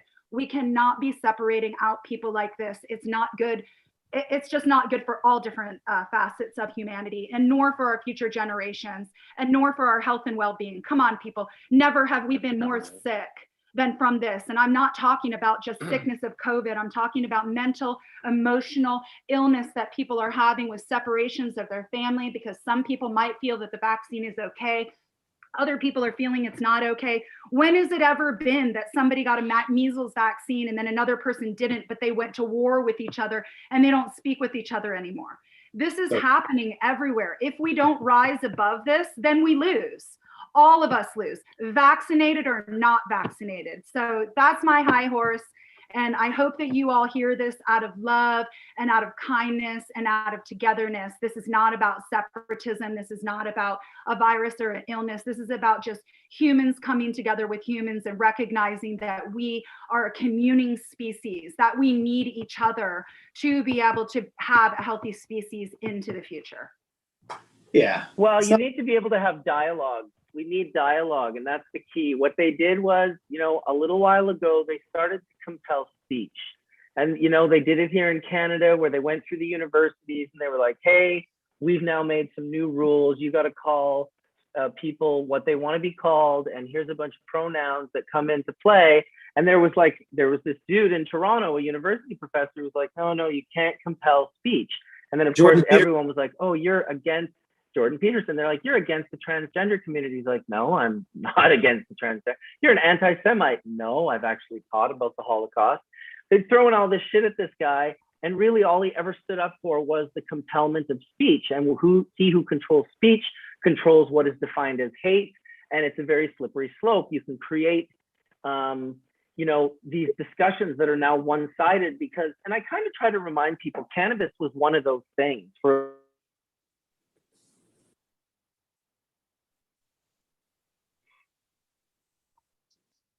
Elon fucked us. Elon, am I back? You're back. Sorry. You're Did I back. freeze the whole time? Yeah. Yes, you The were whole time? froze. You did one of these. The entire time. I was saying some good stuff. I don't know if I'll pull it back out, but yeah, I guess that's gone. What were you smoking again? The last thing I hit was some Strawnana, 120 micron full melt, 6-star. Whew. Okay, don't expound in Strawnana, ladies and gentlemen. Oh, okay, no. You know what I was going to say? I was just going to say about that they've removed the dialogue. It's like through this Jordan Peterson conversation of compelling speech, now they're controlling what you can and can't talk about. And it's reminiscent of the pot days where it was prohibition. Only the gnarly of us were willing to speak. We all seemed like we were kind of insane. No one really had to listen to us because we were just crackpots. And now they've done the same thing for, you couldn't even get high times. Vaccines. No, that's what I mean. And so now they're doing this similar thing on this other discussion. It's like, look, okay, I'm not going to choose a side right now here, but I'll tell you that at least let both sides have a dialogue. Because if you make one side so afraid, 90% of people won't be speaking to that group anymore. And the people who do navigate that group might come across as being a bit off the wall. So you have a better quality and a better caliber dialogue if you can allow everyone to not have to feel afraid for their lives. Mhm. They want to have a discussion about something. So that's where I stand, and that's what I wanted to say. Yeah, my opinion is it's not that I don't care about it. It's just that there are so many other things that I care more about. It's really what it comes down to. I'm just like, it's a conversation, but it's just a conversation. If someone tells me that they got the vaccine or not, I don't think any differently. It's more, I'm like, do whatever the fuck you want, man. And that's why I love being a cannabis person, because it's like, I've always wanted everyone to feel that way about us. So I don't fucking care. I'm like, I like seeing people get fired up. I think that's interesting. But at the same time, I also think that it's like, yeah, we're losing an understanding. And that understanding is that like people should have an opinion. Like let them have their opinion. You should ask yourself why you get so worked up about someone else's fucking opinion. That really should be the question. Like, why do you care? Why is it that it always becomes so political? And it's pretty interesting that the entire world is dealing with this, but yet American politics comes into every single conversation. Like, I really think we need separating our own medical freedoms, our own body freedoms from politics, people. This isn't about American politics. They're just making you believe it is. Yeah. So I think that it's really important that our own rights and our own medical freedoms and how we look at different things and the information to be able to look at all sides of it. We need to be able to gain education by looking at all different facets of it. And if we don't have all different facets, then we have a very small conversation going that just goes around in circles.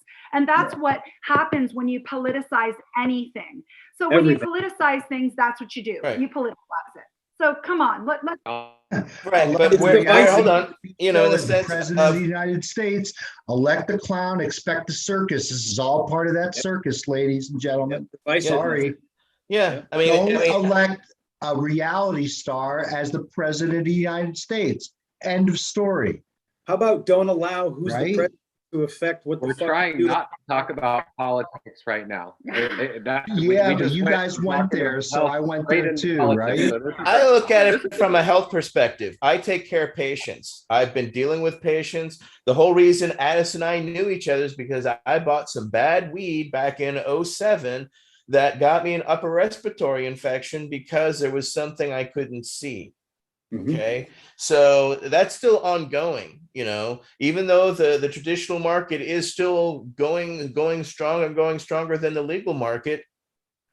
It's still not testing and doing the things that need to be done to protect the consumer at the end of the day. And that's the whole reason we did it. Now, the overabundance and the overregulation has kind of ruined the idea and thought, but I am a medical patient. For one, I have Gulf War syndrome, so I have my own sensitivity to whatever. However, I have employees that I have to take care of that we've worked through. We were declared actual people who could actually go out in the world and serve others. And we were also the first one to allow the vaccine. And I want to continue to see people and take care of people. So yeah, I don't believe there's two kinds of science. I believe there's one science, which is the replicatable science that anyone can do, which I think Dr. Mark, and of course, I would call him Dr. Demora because he pretty much should be a doctor, but well, my loving asshole. It's just one of those things is that science is replicatable, and let's fall upon science. Belief is one thing, but when you cross over your door and affect and kill people who I know, which I know, I just had multiple friends die in Louisiana because they decided not to get the vaccine and they had their obituaries. And it's terrible. It's painful to watch. It hurts.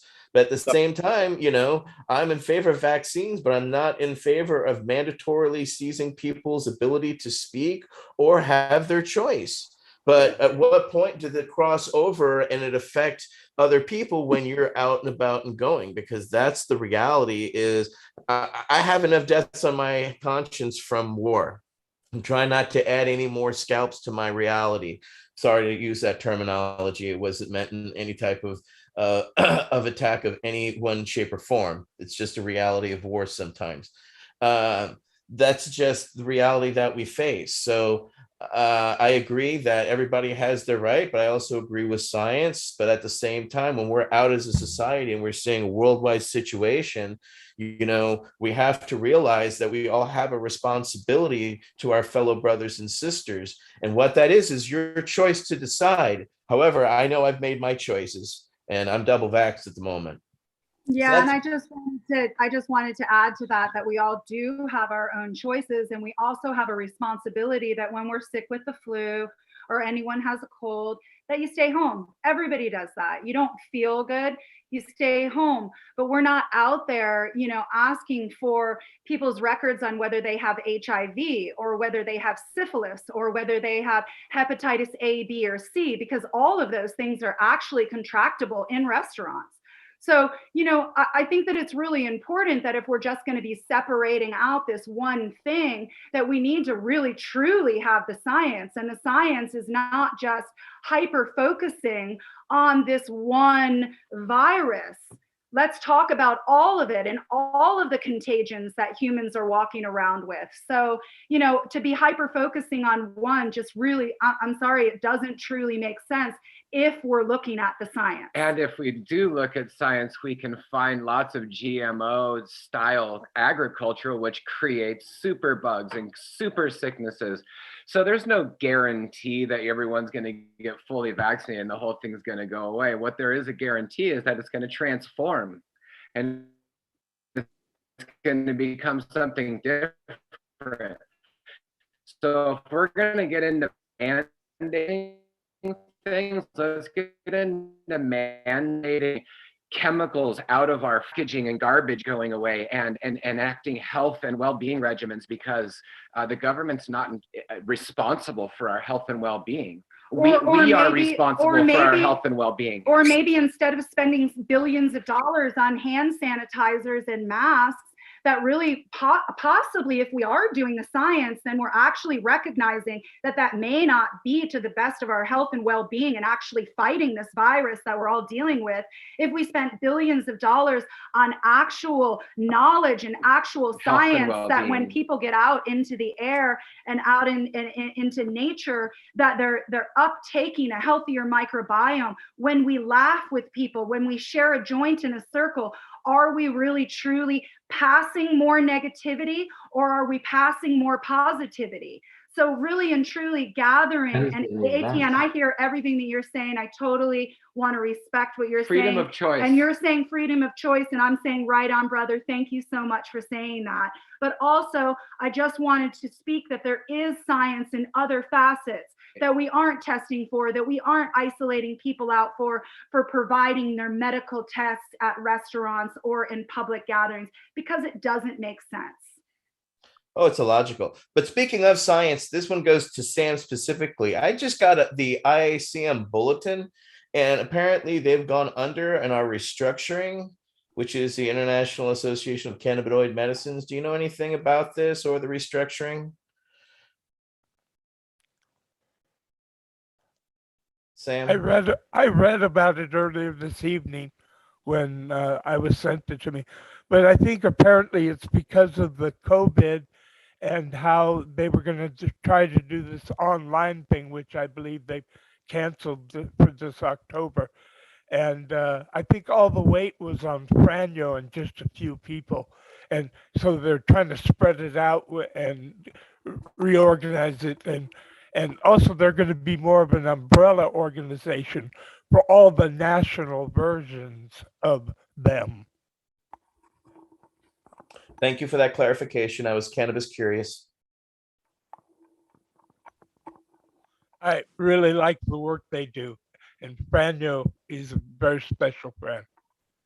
And I appreciate what they do, and I hope they're able to continue, because they stay at the forefront of cannabis research and getting out to us cannabis nerds out here who, you know, just want to see what's going on. And, you know, we're hyper focused on cannabis, and because it's a cannabis, you know, talk. and because we're also so totally entrenched in cannabis and thinks it's the best thing in the world. And also the reason why the endocannabinoid system was even discovered is because there started to be a little bit of money, you know, Sam, as you know, money started to be flowing into, you know, hemp and cannabis research for us to be able to even find that. But I wanted to open up the conversation of, you know, there's all facets of nature that are corresponding within our body, that are communicating within our body, that have yet to be discovered. What about the herbal cannabinoid system? So we talk about, you know, compounding, you know, cannabis, but we have such a connection with all different types of plants. It's why we're able to get high off of peyote. It's why we're able to get high off of cannabis. It's not just an endocannabinoid system. That's just the beginning. Here we are again, that cannabis becomes, you know, the gateway drug. It's becoming the gateway knowledge of us to understand how herbal remedies are such a huge factor in our health and well-being, all the way down to, you know, repairing our cellular DNA well into future generations. That's like what I was saying earlier about health and like optimizing health through biohacking, you know, focusing on gut health, focusing on these other things so that you can enjoy life. Like once I started on focusing on gut health and understanding that all of this mitochondria is built in the gut and all your body's made of cells, which is mitochondria driven.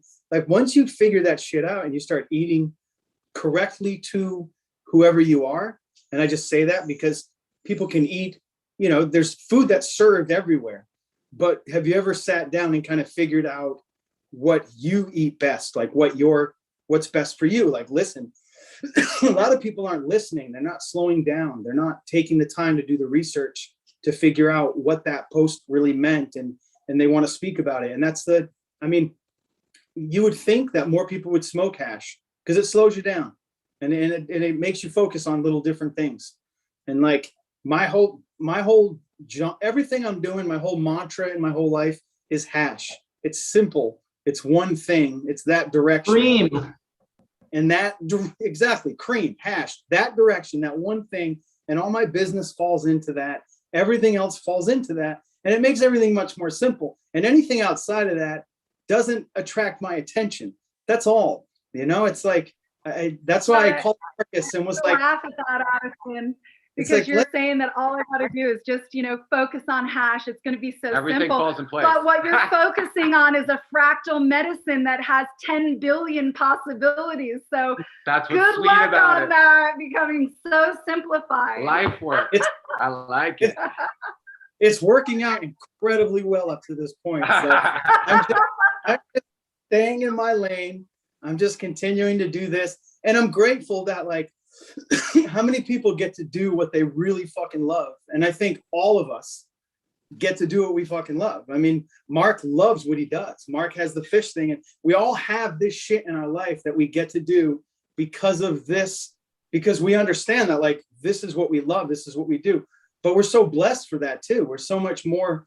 That's why I started giving weed away when I did. Because I would meet people that weren't in such a good position and you'd stoke them out with weed and they'd be like, fuck yeah. And then you changed their day and you had an impact on that. So it's just that's the type of shit that I think people need to understand, that simplify first, but start with your health and then figure out what you love and run in that direction and be brave. And that's what life's about. And do that. And all this shit falls into place. And be kind and loving and do that shit right, you know, and that's the note we're leaving it on right there. That's the one. I like that. We got into some good stuff there for a bit, but I was going to crush this out at 12. I let us go 13 minutes over. Got my little guy looking at me through the door. Big doe eyes, wanting to go out electric skateboarding. Thank you everyone for coming out. I really appreciate it. It was awesome as always. It's been almost 100 days since we had a hash church. So we'll see if maybe we can make another one happen next week. I'm not sure yet, but I do really appreciate everyone for coming and sharing their truths. And yeah, fucking A. Legends of Hash next month. We'll talk about that again some more. Thanks, all right, everybody. Guys. Big love. Peace out. Take care, everybody. Blessings. Only love. Have a great weekend, y'all. Much love. It's great seeing Take everybody. care. Big love, Good seeing everybody. you, Addison. Nice